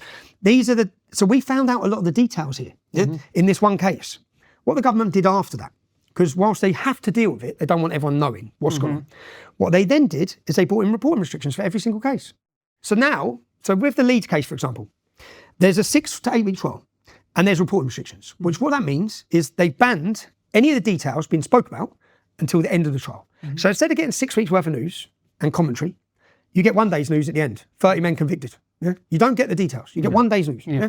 So very clever by the government, and that's what they've done on all these trials. So when I went up to Leeds, I stood outside, I said, right, and if you watch the video, what I said is, I've got Muslim lads I grew up with who would want to punch these men's head in, for the allegations they face. So again, it's not all Muslims that are doing this, but there's a problem here, and I gave the facts of the case that were already in the public domain. Bearing in mind I'd looked at this gang, I knew what chicken shops they were working in, I knew they were still in contact with kids, I didn't let on any of that.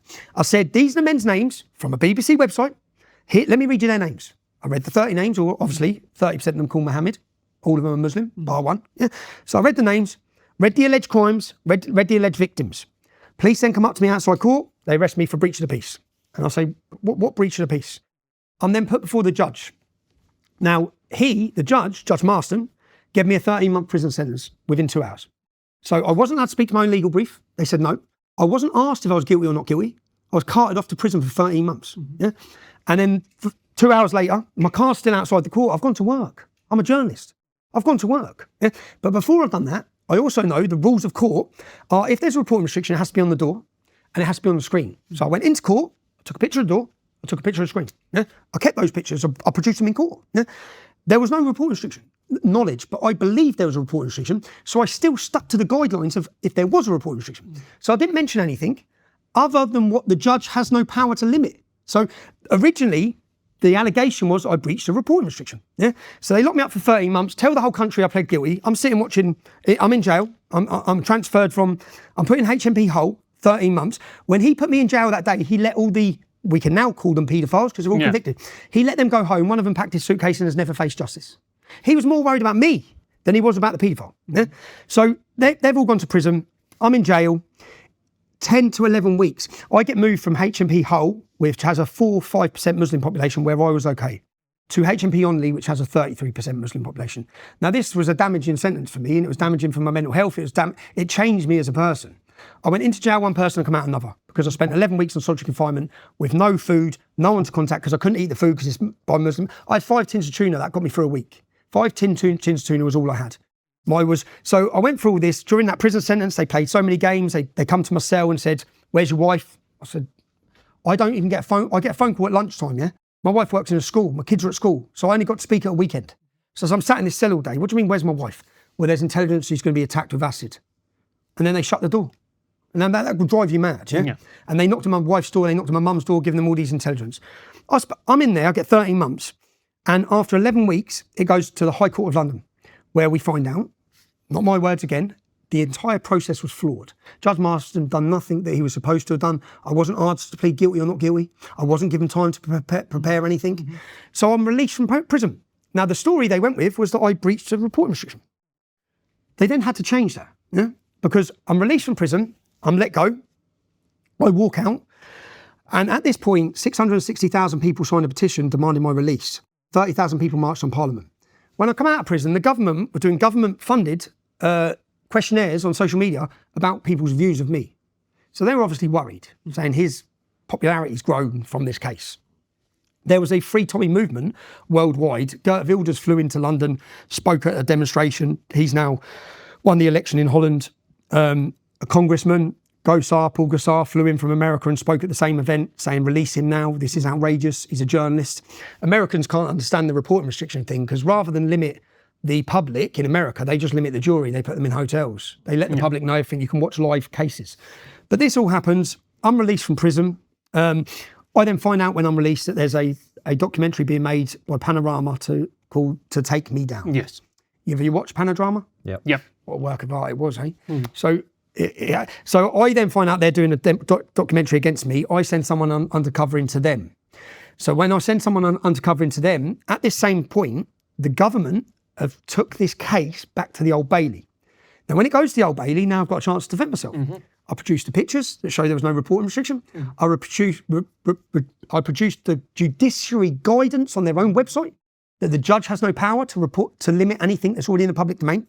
I produce all of this. It goes before the head judge, and he kicks it back to the government and lets me go. There's a video of me coming out of court. We're all singing. It's great. It gets kicked back to the government. The case is gone. Yeah. I then produced a documentary called Panodrama, where I exposed that Panorama was being used. It basically had the head of Panorama sitting down telling people what to say in an interview, making agreements and deals with people, making sexual allegations against me. If this documentary would have gone out, it would have finished me. I'd be finished, yeah? Maybe that's what's happening with Russell Brand, who knows? Maybe it's what's happening with other people, who knows? I don't trust anything anymore, yeah? But Panorama, I produce a counter-documentary to it, which ends their documentary, and I produce it and release it online. It has 2 million views in 48 hours. From this, I'm deleted off of every social media, and the Attorney General re-prosecutes me for the offence that's gone. Yeah, I'm taken back to court. Do you know what they've done? The head judge of the Old Bailey who removed it, and you can look this up. The head judge of the Old Bailey who said no and sent it back to the government, they removed him and they replaced him with the first ever head female judge, Dame Victoria Sharp. I then go before Dame Victoria Sharp, yeah? And this is, I should do a documentary about it to show people what happened. When I'm outside Leeds Crown Court, what I said on my video is I said to the media, to the journalists who have harassed me, even this week harassing me, flying to Tenerife, you're always flying to my holidays. I said, instead of harassing me, why don't you harass these men? They've 100 kids. Why aren't you at their businesses? Why aren't you taking pictures of their families instead of targeting me? I said, so don't harass me, harass them. But it's very clear if you watch the context of the video that I'm talking to the media. Dame Victoria Sharp cuts that video and says that I caused fear, alarm to the Muslim paedophiles as they walked into court. Because I asked... To be fair, Tommy, because I know people in that courtroom, they also said, then these were the people who were just involved in the case, but not the Muslim paedophiles. They were scared because there was an element of the crowd that looked pretty menacing. No, not on my case, it was just me. My first case, it was just me. Yeah. So my first case, as they walked into court, I said to them, very calmly, how do you feel about your verdict? And he said, F you, I'll rip your mum. Okay, that's not a surprise for me, hearing that from you, but that's it, yeah? It's like, okay, so... I mean, that's one way to incriminate That's what you call a credible threat right there, right? So all I asked was that, as a journalist, all I asked was that. So when Dame Victoria Sharp has me in court, what I'd done is, as I walked into court and all the journalists, a whole scrum of them come around me, I just showed her the video. I said, well, what's the difference? Because look what they just done to me. Yeah. That's all I've done to them. So if I made them feel unsafe, they've made me feel unsafe, no? But this is where they can show me the man, I'll find the crime. Yeah? All right, we're getting into the weeds here. Listen, let's talk about what we're actually Well, they sent me back to jail for that, for causing alarm and distress to the Muslim paedophiles. They gave me another 10 months. So I spent time in solitary. They sent me back into Belmarsh for a crime I've already sent jail for, and they deplatformed me. I was deleted off YouTube, deleted off Facebook, made a dangerous person. The reason, and the point of this is all because I exposed the BBC.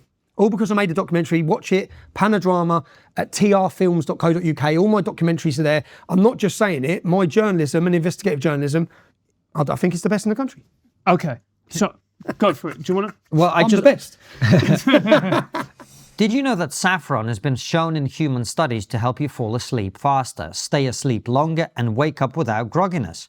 That's what makes Evening Being by Verso so interesting. Most saffron supplements don't work because they contain cheap, unstandardized saffron, often cut with fillers or low-potency extracts. Evening Being contains only the most researched bioavailable extracts available. Paired with other clinically studied ingredients, drinking Evening Being of an evening promotes relaxation and deep, uninterrupted sleep. Check it out at ver.so. Evening Being customers soon become fanatics. Here are some of the things people are saying. Dennis said, I've had trouble sleeping for years and Evening Being is the only thing that keeps me asleep at night. And David wrote, I was pleasantly surprised how effective this was in helping me sleep through the night. Click the link in the description or head over to ver.so and use the code TRIGGER at checkout to save 15% on your first order. What I'm really interested in, Tommy, and I think it's really important to have this conversation properly, right, is you talk about the fact that you're a very smart guy, I can tell. Very smart. We've sat across from some of the most intelligent people in the world. You're a smart guy, right? But you were not educated. You just had experiences when you were growing up. Is that fair to say, right? That's fair to say. So you know this, you've seen that, you've seen this happen to your cousin. All of these things are going on. You experience things. But then, and this is where I really want to hear your opinion, right? Is you started to actually study. You started to look at Islam. You read the Quran. You tried to understand the scriptural part of all of this, right? And this is really where I think a lot of the conversation is now at, which is about Islam and the West, compatibility. Why is it that things are becoming more tense? Why is it that thing you talk about how when Muslims fight non-Muslims, even your Muslim friends will join them rather than you, right? So what is it that you've learned and what is it that you believe about Islam? Can you explain that part to people? Yeah, so 2010, it's a crime. 2010, I'm in jail. I'm doing 22 weeks of solitary confinement at that point. Yeah. For what? For illegally entering America. Right, Stupid move. Yeah. Do you know what it was? I'll tell you the truth. I sort of like lived my life where I think if you worry about consequence, you're never going to bring about change. And I wanted change. Yeah. So I felt at that time in 2000, I went to America 2009 or 10. I was detained at JFK and deported. And I thought, no, I've got an important message to give America. And so I went again on a friend's passport. I got in. Yeah, I got in. And I gave a speech called A Warning to America. And what I've always said is, I wish someone come to my town 30 years ago and said, listen, this is what's going to happen unless you stop it. So I went to America knowing what I was doing was wrong, knowing it was risky. I thought I'd end up in jail in America. But I didn't. I got detained here when I got back and I spent 22 weeks in solitary confinement. Now, a Muslim outreach... Mate, you know what? You're f***ing insane. You Yeah. know that? Yeah. Like, from what I've seen of American prison, that is not a place you want to go to voluntarily. No, but you know, crazily, I thought at the time, remember, we began the English Defence League, I'm a deep thinker, yeah? Yeah. I believe this country's in danger. And agree with I believe my children are in danger. And I believe the enjoyment and freedoms we've all had are going to be eroded and taken, and the kids won't have them. And this is far bigger than me or my kids. This is about a generation of our kids. And I believe that. And I've believed it since growing up. I agree with you. So when this was starting, What do you mean by freedoms, by the way? I mean that the ability to speak, because they just curtail and suppress, and it suits the government as well. So they create the problem a lot of the time, which they're doing. And I think maybe I've played my part in that role where they want us all clashing with each other. Because as we're clashing with each other, we're not looking at them. And they want everyone separated into gay, straight, black, white, BLM, this group, that group. You're all warring with each other. And whilst you're warring with each other, they're implementing so many laws that you're not even listening about. And all those laws are going to curtail and prohibit your speech and your ability to even have discussions on any of these issues. And the reason being that most of the issues are coming from the government. It's their failure. It's all their problems. I don't blame Muslims for coming here. I don't blame Muslims in the UK for wanting Sharia law because this tells them to want it. Yeah? So I don't blame them. Well, let's come back to that, right? So you go to America, you because you thought you had an important message. Yep. I spent 2 days in New York. If I knew I was going to do 22 weeks in solitary confinement, I'd spent a few months touring, wouldn't I? Yeah. I spent 2 days. I got 22 weeks in solitary. Whilst I'm in there, I get sent a Quran by Muslims, and to try and convert me. So I take the Quran. I think, right, I've got a lot of time on my hands here. Let's have a look at this book. Right? Now, I don't know how many people know this, but the Quran is not in chronological order. I didn't know this. So one thing Muhammad says one day is next to something he says 20 years later. So for you to try and, any of us to try and make sense, it's like what the Christians used to do. They wanted everyone illiterate so they could control the population. Yeah? The Quran is like an encrypted war manual that you can't make sense of. Yeah? And it's important that you can make sense of it because abrogation in Islam means whatever Muhammad says later in his life supersedes what he says earlier. So if there's two contradictory verses, if he says love the Jews and then later he says kill the Jews, then which one did he say later? Yeah? This one matters. This prohibits this one. So they give me the Quran. And then I thought, right, let me make a few points here. Do not be friends with Christians or Jews. And I challenge anyone to do this. Pick up a Quran and go through and make reference to the verses that tell you not to be friends with Christians or Jews. And I started writing these verses and I had pages of them. And I was like, it was like a jigsaw just fell into place. Everything I've seen growing up, the Muslim playground, the Muslim dinner tool, the friends who side with them, well, they're taught from a little age. Supremacy, they're taught not to be friends with us. They can't be friends with us. 70% of this book talks about us, how they need to treat us. So as I'm reading it, I started making sense of it. And that was and I didn't stop after that, if I'm honest.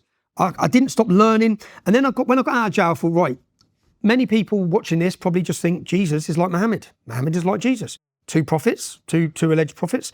Right, they're nothing like each other. Because I took the biography of Muhammad by Ibn Ishaq. So I like to go to the sources, the most recognised and renowned sources in the Islamic world. So again, not Tommy Robinson's opinion. This is not my story. This is the Islamic scholars of history, the best ones there are, of their life of Muhammad. So I started reading the life of Muhammad. And I read it, the Jewish tribe surrender.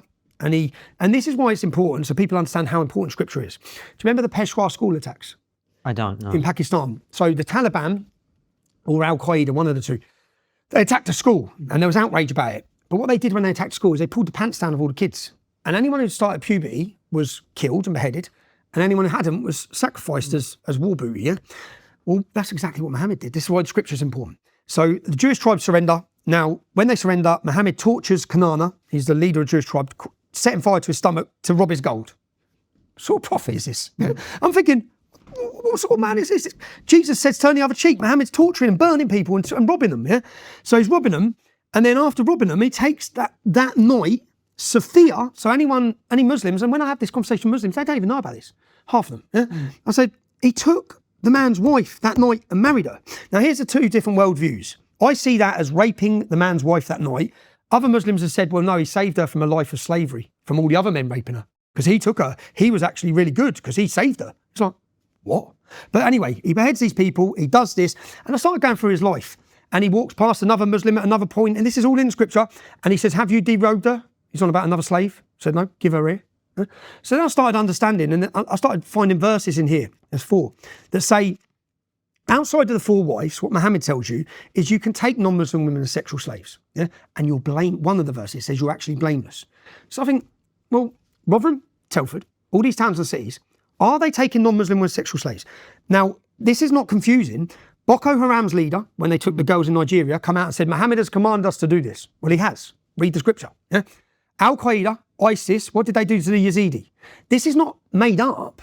There's not 30, 40 different terrorist groups all singing off the same hymn sheet here. Yeah, this is a problem. And again, it's great that the majority of Muslims don't read this and take it literally. That's great. But the problem's coming from this. And I tried to have this conversation with Piers Morgan. We'll get onto him. I tried to have this conversation. So what I've done, so as I learned more, I then learned about Islam, I learned about Muhammad. I think we need to understand who Muhammad was. Yeah? If we've got 4 million British Muslims now who think Muhammad was perfect, and Muhammad married a 6-year-old girl and when she was 9, we're going to have a problem.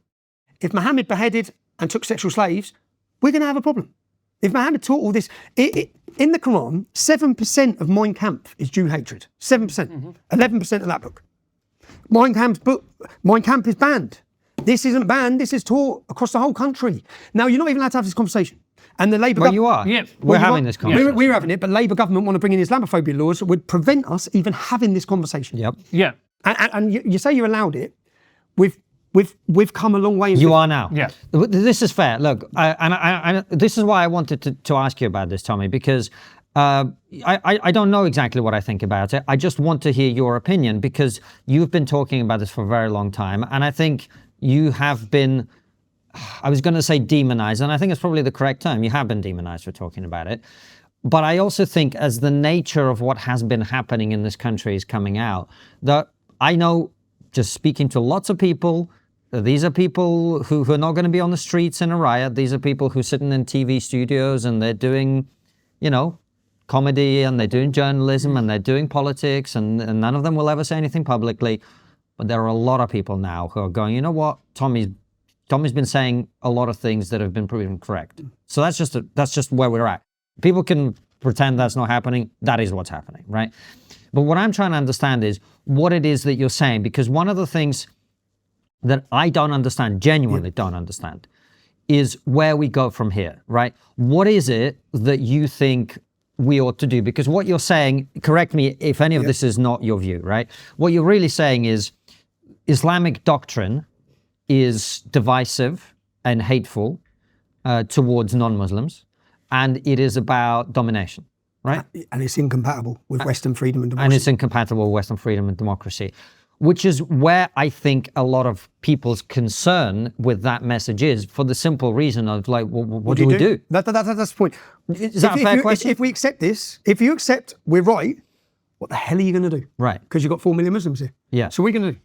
And not just got 4 million Muslims, but you've got Saudi and Qatar own half the capital city. The money is embedded in the nation. Qatar has spent £750 million. Qatar that houses Hamas. Qatar have spent £750 million radicalising Muslims across Europe.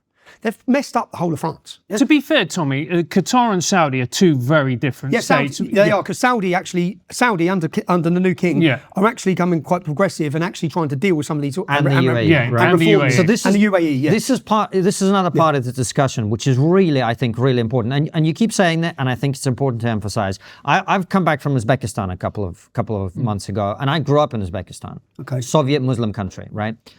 They don't have a problem with this. They don't have grooming gangs. They don't have extremists. The extremists they have all leave because they make life intolerable for them, right? UAE, Saudi Arabia, a lot of Muslim countries are actually much better at dealing with Islamic extremism than we are, right? Yeah, there's a reason for that as well. There's a reason for that. So UAE, Saudi, they ban all these extremist groups. Muslim Brotherhood, not allowed to operate. We actually give home to these groups because it supported British foreign policy. With the war in Afghanistan, with the Soviet, we wanted a Mujahideen. Yeah. We funded the Mujahideen. The Americans did. The Americans and us. Yeah. We gave home to their leaders in Europe. We allowed them to grow, foster, and all of a sudden, Boris Johnson, put it on here. This is Boris Johnson. Remember this is Boris Johnson before 7/7. Yeah? Remember what it says in the Holy Quran. Slay the unbelievers wherever you can find them. We will perform jihad against the kuffar, the unbelievers. That was in Boris Johnson's book, 72 Virgins. So he knows what Islam is. Right. But then when he comes in power, he totally pretends he doesn't. He fully gets it. Yeah. And why does he do that? So there's many that understand it. And Boris Johnson's one of them. Yeah. But he's a coward, and he took a different line. So when we say what are we going to do, and most of these countries come down hard, but we didn't. We gave home. The Muslim Brotherhood have got offices in our capital cities. It's like they wouldn't be allowed to operate in the UAE or Saudi Arabia. No. Now Saudi Arabia understand that you can't give any homage to Hezbollah, Hamas, these terrorist groups, and that look at what's happened in Iran. But I think most people in our country need to understand how quickly a country can change. Look what happened to Iran under the Ayatollah. Look at the Islamic Revolution. They went from freedom-loving liberal, women walking around miniskirts.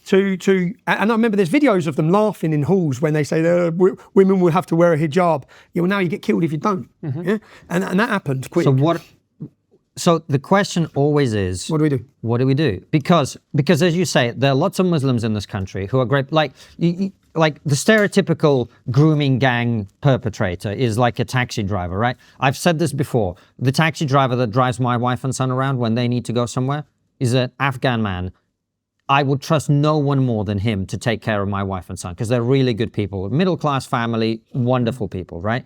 So there are millions of Muslims in this country actually who are not in any way a threat or a problem, right? Is that fair? That's fair, but there's millions that are. Here's the problem. I don't know. Well, you think there's millions of Muslims? 23% want Sharia law in this country. It's well over 1 million that are a problem. They need to leave. Okay. I would say how much of this is culture? Like we know, for instance, with the grooming gangs, the vast majority of them come from a very specific region in Pakistan, and Kashmir. So how much of that is a cultural issue and how much of that is Islam? Because we also need to separate that. Well, there's lots of Sikhs in this country that come from Kashmir. They're not raping kids. But there's also Omanis and Saudis in this country who are not raping kids either. They're not. But if you look at the gangs, and I've done the demographics of the gangs, Somali, Afghani, Iraqi, yes, the vast majority are Pakistani, the vast majority, because the vast majority of Muslims in the UK are Pakistani. That's it. Now, if we look at, it's Moroccans who are doing it in Holland. There was a film called Loverboy created in 2007, and our pathetic country didn't allow it to be played in our schools. They clamped down because it was racist, yeah? Now, that film was an educational film to be played to children to educate them on the Loverboy techniques. Grooming, right? 2007, how many kids could have been saved? But because of racism, and if we just rewind a little bit, just to make one clarification, when I set up the English Defence League, as a street protest movement on the street, what would you want? Because we had a lesbian and gay division, we had a Jewish division, we had a Hindu division. We made it very clear of who we were and what our mission statement was. Do you know the Scotland Yard have a Metropolitan Domestic Extremism Unit? And the head of that unit come out and made a statement saying the English Defence League are not far right. So although everyone now believes the English Defence League was a far right movement, that's because the media told you 10,000 times it was far right. So it becomes far right, same as me. Yeah. But it wasn't. Yeah? There were problems with it. It attracted the brave and the strange and the dangerous at times. But fast forward to where we are, what do we do if you accept this problem and that's this where the government just buried their head? And what do we do? Well, you need to start addressing it. You really need to address it. And what we're seeing now, the swing across the whole of Europe, I've been saying it for years. When the cat's out of the bag, which it is now, the bubbles burst, the dam's broke. Yeah, the country's awake.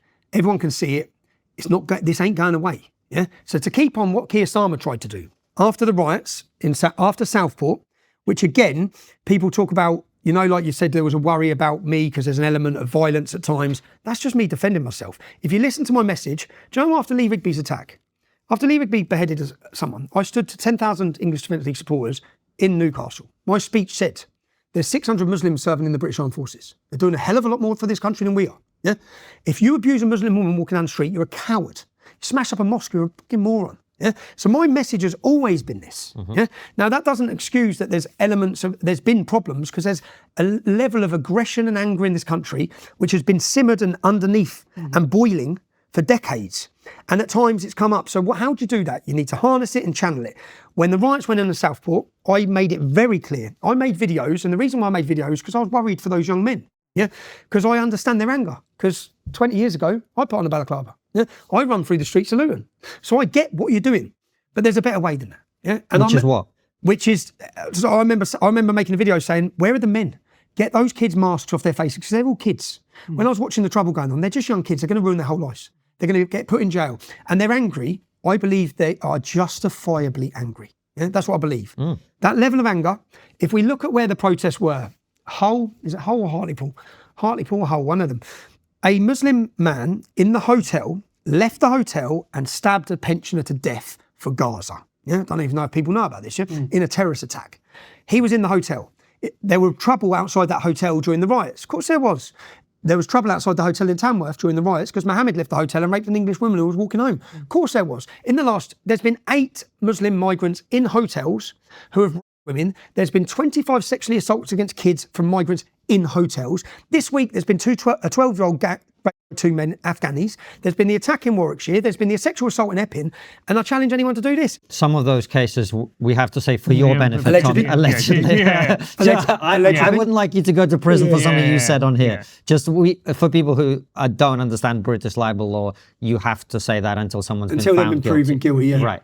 But there's been do you know, Afghan, they put Libyan forces in a military base.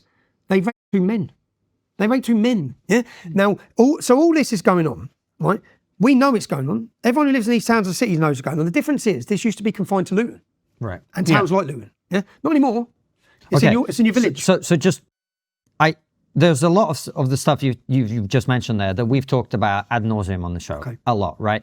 As you know, I'm first generation immigrant myself. I think illegal immigration is completely unacceptable and just shouldn't be happening. There shouldn't be boats coming over the channel. They should be turned around and taken back to France. Like, none of this should be happening. We shouldn't be putting people up in hotels at the taxpayers' expense.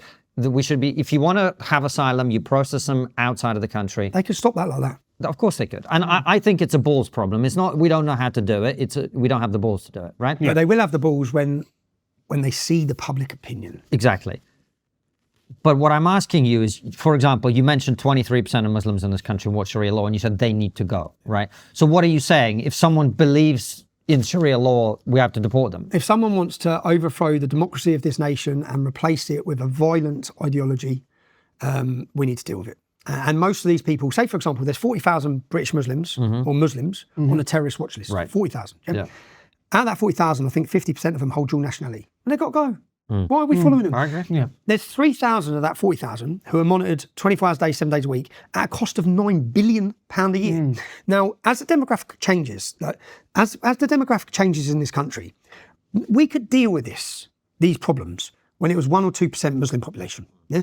If we get forward to where we're at now, 6-7%, and we look at the projected growth forecast of the Islamic community, when we get to 25%, for example, well, that 40,000 is going to double or treble. That's an army. Yeah? That's a problem. How do we afford it? Say Pakistani Muslims make up 3% of the British population. They're responsible for 33% of child defects. Do you know how much that costs? Due to cousin marriage. Due to cousin marriage. 76% of Muslims in Bradford, Pakistani Muslims, marry their cousin. How much is that costing? Why are we tolerating this nonsense? Because Mohammed married his cousin. Well, I don't care what Mohammed done 1,400 years ago. You're in Britain. Sort it out. We're not paying for it anymore. Yeah? Well, our country's struggling. Our people are struggling. Our own people on the streets, they're homeless, they're hungry, they can't heat their homes. And whilst this is all going on, you're spending how much on hotels of who? Men who are culturally impossible to integrate or assimilate into this country. And that's just, and that's not being, and do you know what's mad here? Which I think needs to come out is, Abu Halima. Do you know Abu Halima? Sorry, Abu, I'm going to talk about you. Abu Halima was on the documentary called The Jihadi Next Door. Yeah? He's one of the country's biggest jihadi terrorists. After the Salman Abedi attack in Manchester, I started looking at Manchester. And I saw the Muslim population went from 25,000 to 50,000 in 10 years. The next 10 years it went from 50,000 to 100,000. What's going to happen 10 years later? Yeah? Another 10 years. Manchester's gone.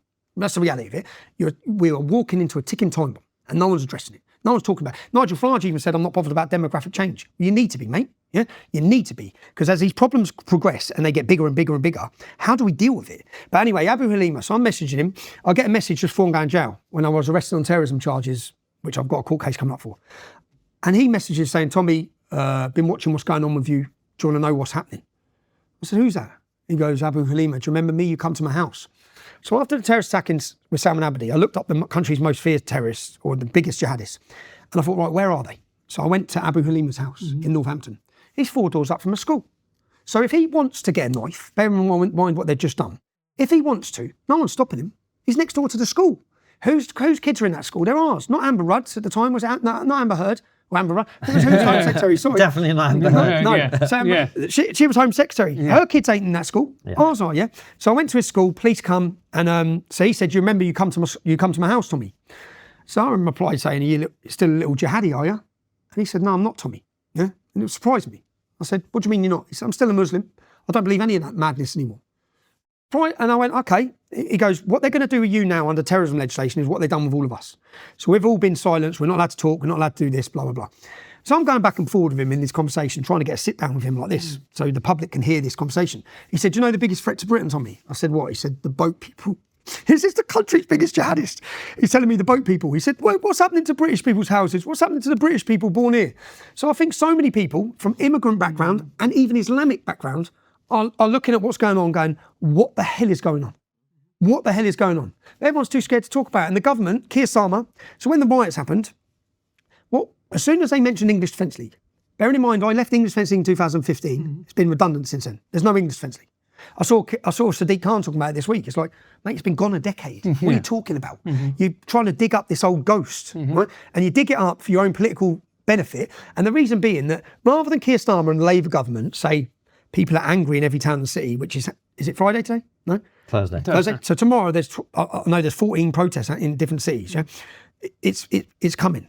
Okay, this problem's not going away for the governments. So as this is going on, Keir Starmer, rather than say the public are angry, far right English Defence League, everyone's a racist, and not just that, what we're going to do is we're going to get the courts and we're going to scare the hell out of you. And they thought it would work, and it didn't work, did it? Because people are coming back. So when people say about me and my element, I have held 3 huge rallies now called Unite the Kingdom. I learnt a lot. Leading the English Defence League, held 80 national demonstrations. I learn when there's problems. I'll be honest, there's demonstrations going on this Friday night. I don't think that's a good idea.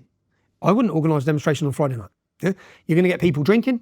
You're going to get people when it turns dark. If you look at all the demonstrations we organise, they're early, they're away from pubs, and we make sure it's over at an early time to stop these elements. And the reason being, the government want that. They want you wearing a mask. Take off your mask. Don't wear a balaclava. Because what you do by doing that, if you allow it, which we don't allow, if you allow that, you're allowing infiltration. When those riots happened last Southport, if you look at the Sunderland riot, where they burnt the police station, it's 10 men wearing fully black. That's I'm telling you, look up Special Demonstration Squad. The government have squads, police squads. We've seen it on January 6th in America, the FBI. They have squads which infiltrate legitimate protests. If we look, and this may sound like a conspiracy theory 10 years ago, I watched it with the English Defence League. I know how they operate. I watched what they done. They provoke trouble. They have the media waiting to take pictures. What did they just do last week in Epping? They bust in, the police brought in protesters to provoke reaction, to then label the innocent families and scared families who want to protect their daughters as far-right thugs. I know what they do. So we made it impossible in our meetings with the police. I come back after I was censored, I was deleted, I was invisible for 5 years. Elon Musk, 2023, 4, gives me back my social media. I come back to the UK, I was exiled pretty much. I wasn't in a good place. I'd obviously made this film that I've recently went to jail for. I was too scared to release it. I didn't want to go to prison. I come back to the UK and we start organising rallies, and our rallies under this banner, Unite the Kingdom, is about uniting Britain. And it's about uniting. Do you know what's sad, which is a worrying situation, which we should be worried about, is as this progresses, as in terrorism, attacks, rapes, there's a problem coming from a section of immigration into the country. That's my view, yeah? And it's Islamic immigration. Yeah? What's happening now is there's a rise in ethno-nationalism, there's a rise in anti-immigrant, sentiment. There's a rise in these groups that are growing, and there's a rise in people who don't understand or are just blaming everyone else. So our movement is saying, no, most migrants come to this country and they love, embrace, my mother, one of them, they love, embrace and celebrate it. Yeah, we want to bring them people together under one banner, and we want to do it in a joyful manner and a celebrationary manner where we focus on our identity as British people, not a white identity, as British people. Everyone who wants to be part under that banner, come along. And we've held 3 rallies. And the last one I done was Trafalgar, July 27th, 100,000 people, not one arrest. In each of these events, and do you know how our relationships changed with the police? It's insane, really. Any patriotic rally was met with violence with the police up until 18 months ago. Yeah. When I had my first sit down with the police, and unfortunately, again, I've learned you have to deal with the police and the government in a certain way. When I sat down for my first meeting with the police, I said, I'm going to tell you what we're going to do, yeah? I could, if I wanted to, lads, bearing in mind these Hamas rallies, if I want to, I can organise a protest on Tower Bridge in London on the same day and same time as they do theirs.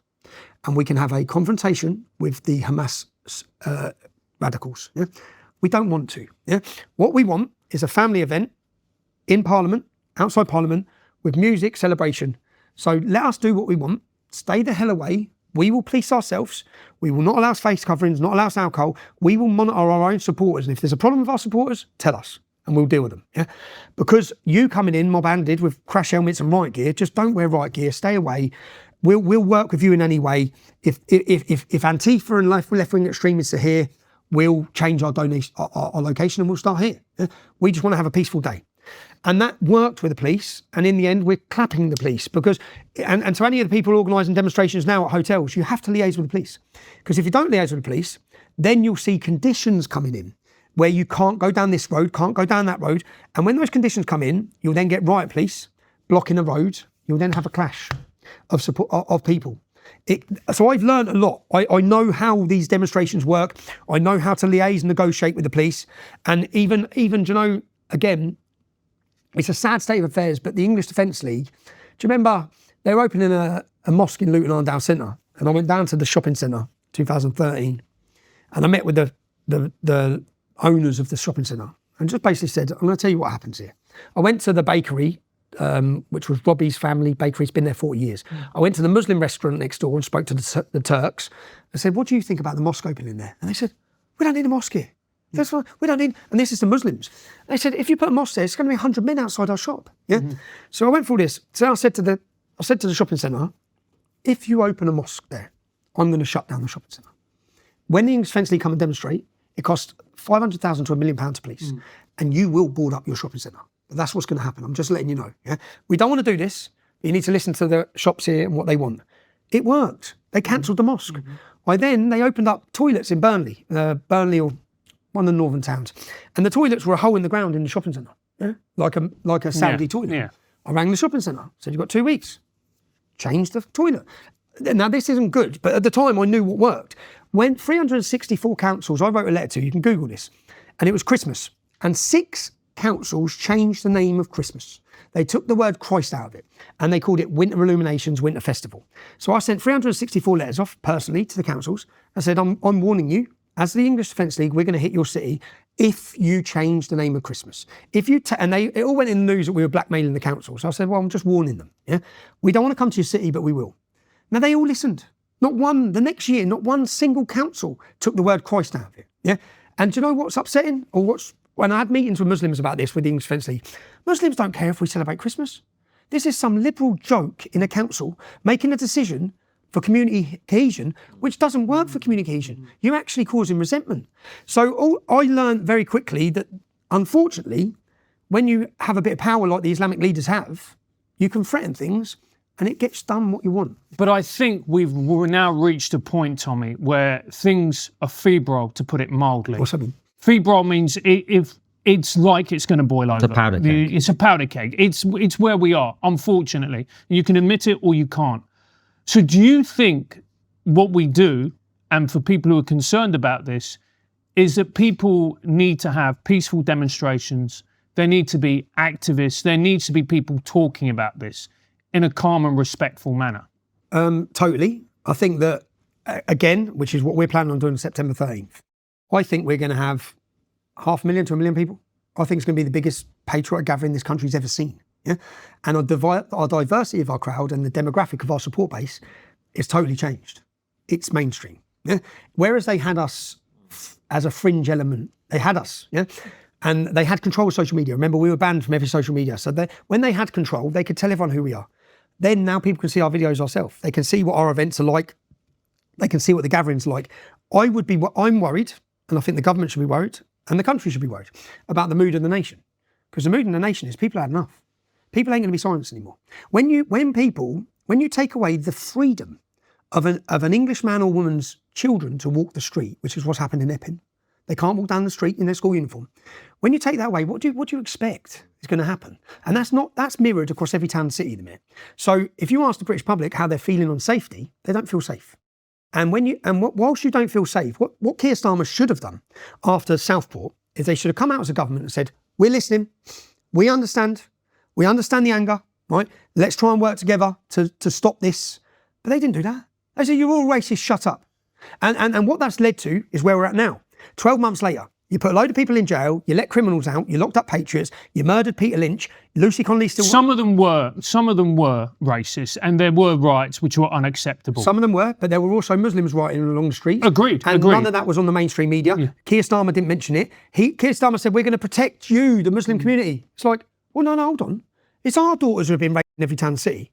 Why are you going to protect us? It's our daughters in every town and city who are being gang, not Muslim girls. There's not one. Find me a case, anyone, of a group of non-Muslims raping a Muslim. Find me one case.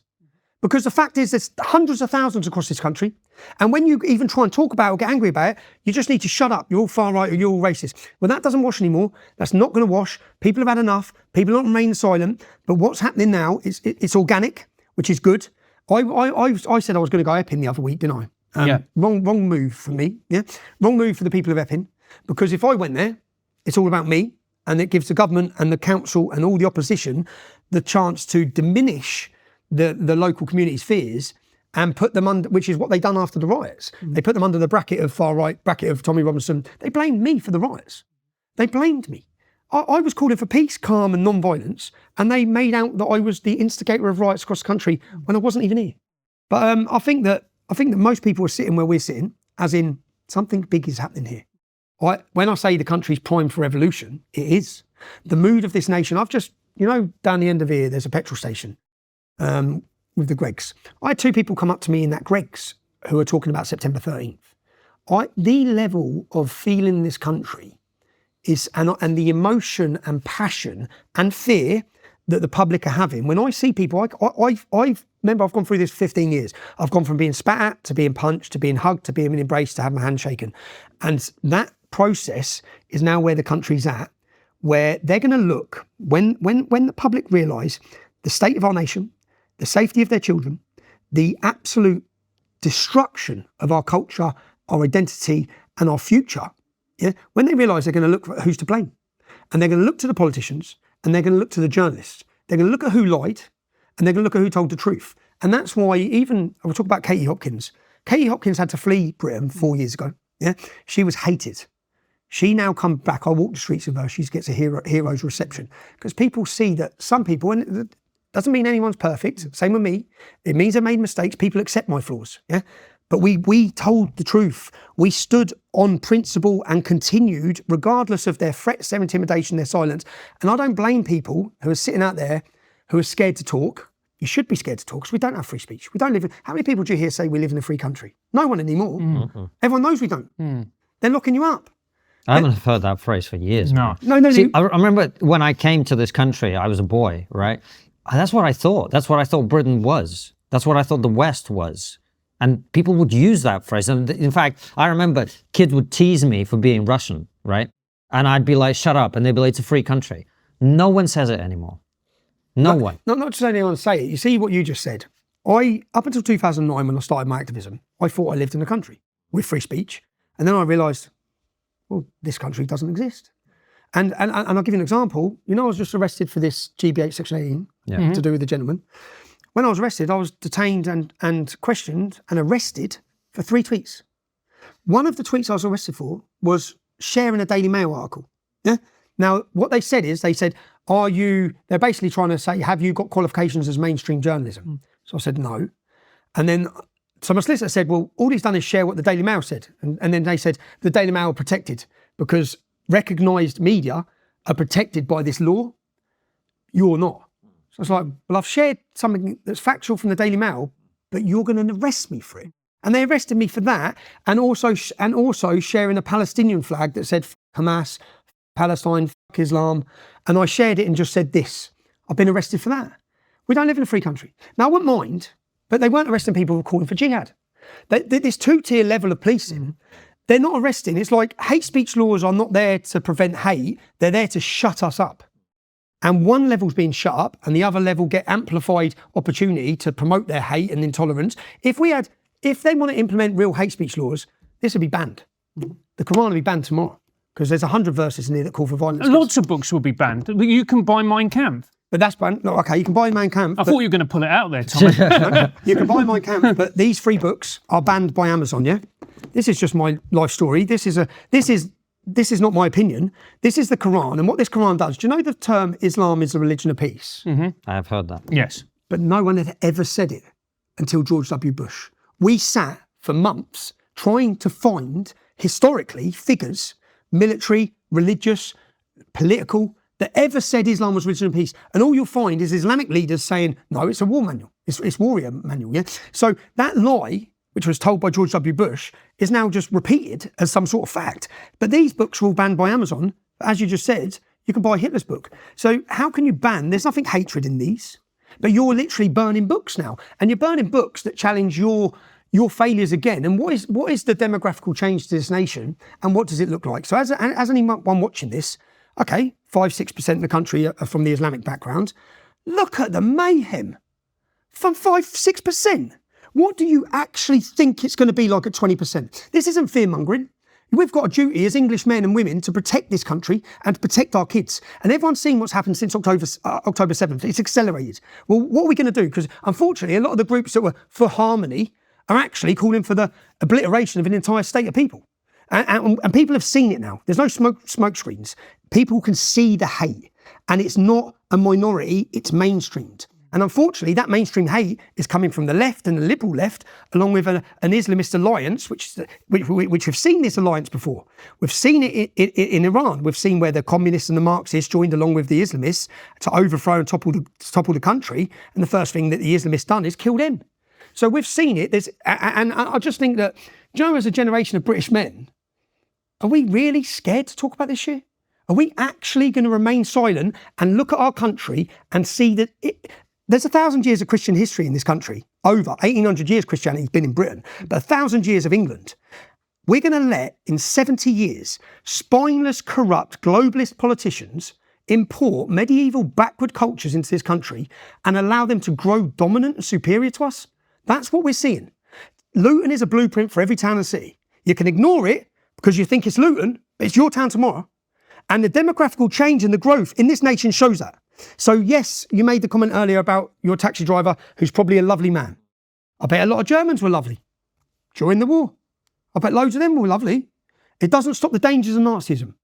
What we see with Islam, yeah, not Muslims, again, people don't understand. So if I criticise the Bible or Jesus, it doesn't mean I hate Christians, does it? It doesn't mean I hate every person that follows it. So separate the two. Muslims are people. If you speak hatred against Muslims, it's bad. You entice or encourage violence against Muslims, totally wrong. Your God-given right is to look at this book as an Englishman and say, what does this bring? It's a book. It's my right to look at Muhammad's life and say having sex with children is pretty wrong, though. Yeah? You're not really a moral compass that we should be following. In fact, we shouldn't just be following you. Do you know my local politician, Gavin Suker?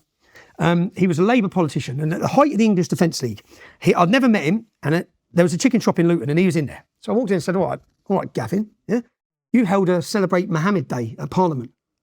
He said, yeah. I said, what do you know about Mohammed? What do you actually know about him? He goes, well, no, Muslims respect him. I said, okay, well, Nazis respect Hitler. Let's celebrate Hitler, shall we? What do you know about him? And he's just looked gobsmacked. You don't know anything, do you?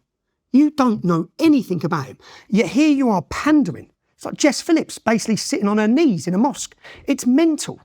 The level of absurdity, appeasement, cowardice from those politicians. We've got 650 politicians in Parliament, and not one of them's ever spoke about Islam.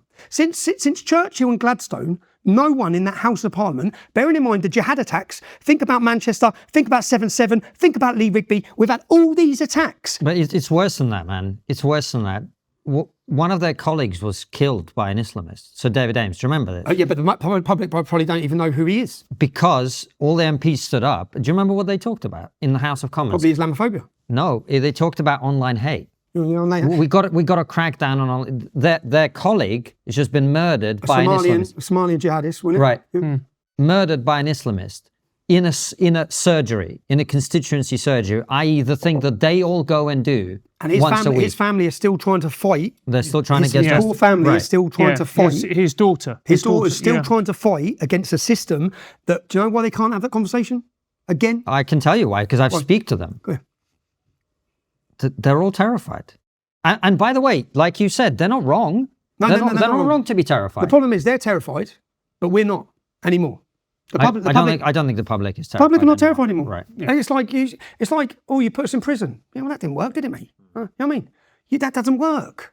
Okay? That doesn't work. And it doesn't work because once there's a reality that the country is at stake, that the entire Christian nation, that the entire population and culture and identity and children's future is at stake, we don't care about you putting us in jail. Yeah, because these are an argument I had with my ex-wife so many times. Yeah, she's like, just shut up. What about the kids? I said, this ain't about the kids. What about their kids? I mean, it is about the kids. But it is. But what I mean is, she's like, just shut up to make sure our kids have a say. I said, okay, but what about when they have kids? Yeah. Yeah, and they're a minority. I know what it's like to be a minority in Islam. I've seen it my whole life. I know what it's like. Go ask the Christians in Afghanistan. Go ask the Christians in Iraq. Go ask them in Syria right now. Go and ask the Druze. Go and ask them what's happening. You can't because they're fucking dead. And they're all dead or getting killed. And the thing to remember about this is, we say these names, but these victims are real. Like I knew Sir David Amess. He's a big West Ham fan. I met him a few times at West Ham. He was a lovely man. And nothing changed after his death. Yeah, he was a fantastic MP, and he was a wonderful constituency MP. He was murdered. I remember I was in shock. I didn't know him that well. I met him 2 or 3 times, but he was a lovely man, had lunch with him. And then I just saw people, just his colleagues. He gets murdered. We've got to stop Tommy Robinson. Well, they talk about online hate, and I'm just going, this is cowardice of the worst sort, An innocent man dies who is your friend and colleague, and you do nothing. That is an abdication of responsibility. I've never actually spoken about this, but it made me feel physically sick. It made me feel physically sick, and it actually changed a lot of my opinions because I saw firsthand the cowardice, because it's very different when you've never met. You say names, and there's a part of you that finds it, you can empathise, but you can't sympathise because you're not there. But when he was murdered, and bear in mind, this was just someone I used to sit with and have the occasional lunch with 2 or 3 times, and we'd talk about West Ham, and he'd tell me about the glory days of, the 1970s of West Ham and, Billy Bonds and all this. And then I saw, the way they just didn't even talk about him. Did you know that feeling you're feeling? Yeah. In every town and city, that's our daughters. Yeah. So these attacks, I'll explain. There was a Tom Costello. He got the best grades. He went to a private school, got the best grades at Oxford University, and he's a journalist. And he'd done a documentary with me. And I said, come and spend time with me in Luton. We're at the local estate and we're at the pub. And when you walk anywhere here, everyone knows each other. So everyone's hugging, embracing. And when we sat down, he goes, I haven't got this. I've never had this. I said, what? He goes, the community. You all know each other. Everyone loves each other. Everyone's hugging. Because he's gone private school. Then he's gone to university, and then he's gone to a new town. He doesn't know everyone. I said, so you see what you've just seen there, Tom? He said, yeah. I said, so say when Sarah is raped by migrants, do you understand how all of us are feeling it? Yeah. Do you get how we're all raging about this? Yeah. So that sense of feeling, when we talk about the moral cowardice, let's look at Piers Morgan, for example. Yeah, Piers Morgan was in charge of Daily Mirror. Are we going to pretend that he didn't know about grooming gangs? Are we going to pretend the head of Daily Mirror, at the height of the grooming scandal, we know Andrew Norfolk knew because he says he knew. Yeah, we know the government knew, we know politicians knew, we know the police knew. Let's not. Piers Morgan knew. They all knew. And what did they do? They shut us down. They shut down the debate, trying to be morally virtue for everyone. Like, we're not like this. It's like most people now. I look at the same people who shut me down now are all trying to be as loud as they can about what happened to the victims. It's like, you knew what was happening. You're trying to rewrite history here. These people, you're trying to rewrite history. You knew. Certainly Piers Morgan, the head of a media outlet, knew. I understand how some people in different backgrounds and living in different towns and cities or villages were not aware, but everyone in our towns knew. We all knew. So that feeling you get there, and so people say, I've got to know survivors, families. I look at some of them. I look at Sammy Woodhouse, and I don't know if you had Sammy on. Not yet. No, not yet. You should get her on, because I look at her. We've had a number of survivors. Yeah, but I look at her and think, how the hell she stayed in Rotherham? Have you had Raj Mir on? The Muslim lad from Oldham? No. Oh, mate, he's like a warrior. Like against he's Pakistani. He's like a warrior, because I know what it's like trying to talk about these issues. And I'm a man, yeah. And as you said, I don't mind a punch up. I'm a man, but I'm not really up for backing down to them, yeah. Yeah. But I look at some people like that. Sammy Woodhouse, single parent, taking on the Rotherham gangs, still saying live in the same area. The threats she must have faced, the threats her family must have faced. I look at Raj Mir, and he's in the community, and he's exposing all of them. He's exposed all the corruption in Oldham Council from the Labour Party and the grooming gangs and everything. So I look at these people and think none of them have had any recognition, or none of them have had any support. None of them. None of them. Do you know what they've done? So there's a group called Sikh Awareness Society. You should have him on, Mohan Singh, yeah? So they're a charity. So when I started the English Defence League, we sort of formed a relationship with the Sikh community to try and, I'd say, understand each other. So there was racist attacks against Sikh schools down in Essex by young white kids shouting EDL. I'd go down, they'd ring me and say, can you come down? There's problems with the kids. So I'd go down to the estate, there'd be 50 kids there. I'd walk over, they're like, Tommy Robinson. I said, what's going on with the school? And they said, they're all terrorists. I said, no, terrorists. They're the best immigrants this country's ever had, Sikhs. They're for 88,000, because it's education. I'm going through it all with them. And then I spent time travelling around to Sikh temples and Hindu temples, watching their education programme. They do an education, so they get all the girls and all the sisters, and they hold a seminar. And they've been doing this for decades. Yeah? And the women sit down and they show them how the grooming gangs operate. And I remember, mate, I spent a couple of years we were going around, and my mate pulled me out after, who was filming with us. He said, what do you think of this? I said, this is brilliant for the Sikhs, brilliant for the Hindus. Who's doing this for us? Who's educating the white working class children and women and sisters and mothers on how to stop these gangs? You're not even allowed to have the conversation. Do you know how much criticism Sikh Awareness faced? Because it was only till Rotherham. When Rotherham come out, a lot changed, because then they realised we're telling the truth. They realised they're telling the truth. But the Sikh Awareness and these groups were seen as hostile because of India's problems. They thought it was just they didn't like the Islamic community. And then when all this grooming come out, the funding went to the Muslim community, to taxi companies to report it. And it's like, you're funding the same they were the problem. So I just think the whole thing, and just the emotion you saw, I could see there, you're getting upset because it's someone you know. Yeah, I knew. You knew, yeah. We know these girls. Yeah. So that level of emotion, I'd say it's what drives me half the time, because I think no. Do you know these girls? I've done a 5-part series called The Britain. We're on to episode 6. I'd love to be able to finish it without all this police nonsense. We're on to episode 6. That 5-part series, if anyone wants to watch it, go to trfilms.co.uk. We investigate the gangs. When we investigate the gangs, I sit down with 12 to 18 survivors, and we heard their story. And there's a team behind me, so I get the credit of the documentary, but there's a team of volunteers who, we've done a police-style investigation. As we started investigating, I'd sit down with a survivor, and I'd interview her for 3 hours, 4 hours, 5 hours, the team would. We'd then put it into a database, and we got 254 names. And just so people haven't listened to my stories, you need to watch these films. You need to understand the scale of the problem. Telford has a 1.7% Muslim population. There's none there.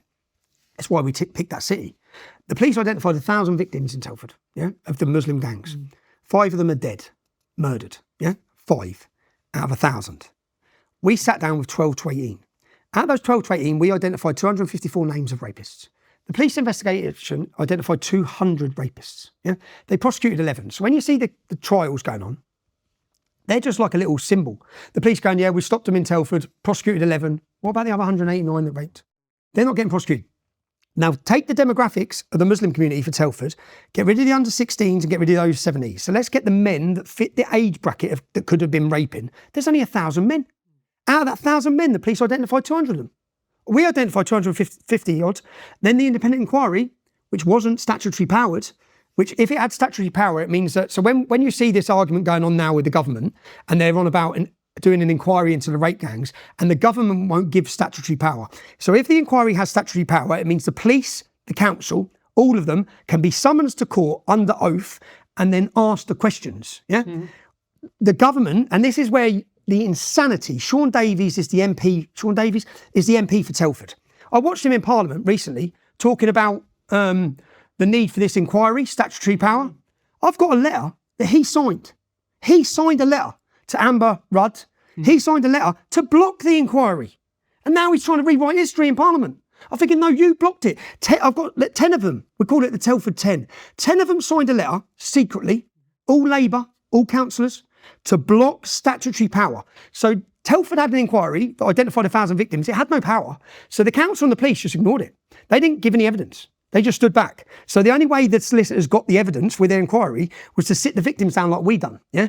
These investigations, if there's an investigation now, if there's a historic investigation in towns and cities, I think they've say 5 or 6 to come forward, it has to have statutory power because no one can be exempt. Politicians need to tell the truth. And if they don't, then they're viable for jail. Yeah, that's where we're going to get to the bottom of it. The reason why Labour won't do that, because Councillor Hussain in Rochdale went to court, Labour councillor went to court and gave a character reference for the rapist. The ex-mayor of Bolton, Muslim, went to court and gave a character reference for the rapist. Yeah, they gave character references for the rapist. They didn't lose their job in Labour. They didn't lose their position. They accelerated. What did Sarah Champion try to speak about it? They got rid of her. She said about the Pakistani gangs. They ousted her, replaced her with Naz Shah, who was on record sharing tweets saying that the children and the victims need to shut their mouths for the sake of diversity. There has been a cover-up. Oldham, one of the men in charge of Labour Council for the gang, for protecting kids, is in jail as one of the gang rapists. Councillor Jagler, this is the Rotherham case, Labour, he was the councillor. He was working with the gangs, all proven. Labour are in the middle of, these are, we've got somewhere, they used to call them Asian gangs. We got finally to Muslim gangs. They're trying to call them Pakistani, they're not, they're Muslim. We need to get to Labour's Muslim gangs, because that's what they were. Tommy, final question is always the same. What's the one thing we're not talking about as a society that we really should be? Before Tommy answers the final question, at the end of the interview, make sure you click the link in the description where you will see this. Through your journey, what has been the most bitter pill to swallow? What role do you think your social class and the way you express yourself plays in how elites and the political class have responded to you? So can you share any stories of growing up in Luton around Stacey Dooley and Andrew Tate? Yes. What's the one thing we're not talking about as a society that we really should be? Demographics. By 2041, white British are a minority in Britain. That's not acceptable. It's just not acceptable. Same way it wouldn't be acceptable if black Nigerians become a minority in Nigeria. It's not acceptable. It's something we need to look at. We need to talk about massively because no one wants to talk about it. And we always hear, oh, it's a minority, it's a minority, it's a minority. No, it's not. It's not anymore. And when it becomes a majority in towns and cities, the minority rights that protected them are not protecting our English kids. So it's not good. So I think that the demographical change in towns and cities and the projected growth forecast, birth rate, accelerate. I see even Nigel Farage now saying he's going to get rid of the 2 cap for benefits. No, you need to keep the 2 cap for benefits. My local imam's got 14 kids with 3 wives. I don't want to pay for that. And the Islamic community, if you look at the birth rate and the demographical change compared to the black community, the Hindu community, the Sikh community, there's no explosion in demographical change. The explosion in demographical change in this country is Islamic birth rate and Islamic immigration. We either stop it now or we're going to be in a situation where we can't. So that now, we're running out of time. We're running out of time. I think we need direct democracy, but by 2041, we lose on direct democracy. Tommy, I'm not necessarily in disagreement with you, broadly speaking, but to a lot of people, it will sound like there's quite a bit of inconsistency with what you're saying. On the one hand, you're saying, black, white, Sikh, all great. But then you're saying... I'm saying that England is historically a white nation. It is? Yeah. They cannot become a minority in their own nation. It just is. And unless you talk about this, you leave it to the ethnics and the Nazis. unless you address, because the majority of the public are worried by demographic change. The majority. It's not racist. It's not racist to say that England has to remain a majority white country. That's not racist. And exactly the same like Japan should remain a majority Japanese nation. If it was changing, how come it's only Western nations that have to accept this sort of diversity? Nowhere else has to. So unless you actually have this conversation and actually address the general public's fears, you leave the only people talking about this as ethno-nationalists. And ethno-nationalists are growing in number, growing in confidence, and if they're the only people addressing this specific topic of the conversation, then you leave people to join them, listen to them, and be radicalised by them. But what I don't understand is what's the difference between their position and your position on this issue? You're kind of basically saying the same thing, aren't you? No, they're saying that non-whites need to be expelled from this country, all of them. I'm saying that we need to address the Islamic demographic. I believe we need remigration of many of the so-called fake asylum seekers, because they're not asylum seekers. They've gone through 16 safe countries. They've come to this country. All the foreign nationals in prison, 12,000 of them, got to go. Anyone on the jihadi watch list, got to go. There's so many issues we should be doing. I'd stop the Qatari money. I'd stop the Iranian money. I'd stop it all. I'd stop and essentially, so Biggleswade, again, little example. Biggleswade is a town near Luton. There's Muslims there. There's no mosque. They're pretty well integrated. No extremism. Yeah. There's no Saudi-funded or Qatari-funded or Wahhabi-funded or Salafi-funded mosque which is promoting this insanity to all of them from a young age. So I want freedom of speech for us. I want freedom for everyone. I want freedom for Muslims. They need to leave Islam. Tommy, thank you very much. Thank you, guys. Make sure to head over to Substack where we'll carry on the conversation with your questions. We had more questions for you than any guest in the history of the show. So there'll be a lot of content behind that paywall. So go on over there, subscribe, join our Substack, support the show, and you get to hear a good chunk of time with Tommy behind the paywall. See you there. What's one thing you wish your critics understood about your motivations, and is there anything you wish you could have done differently to limit the alienation that you have on some people?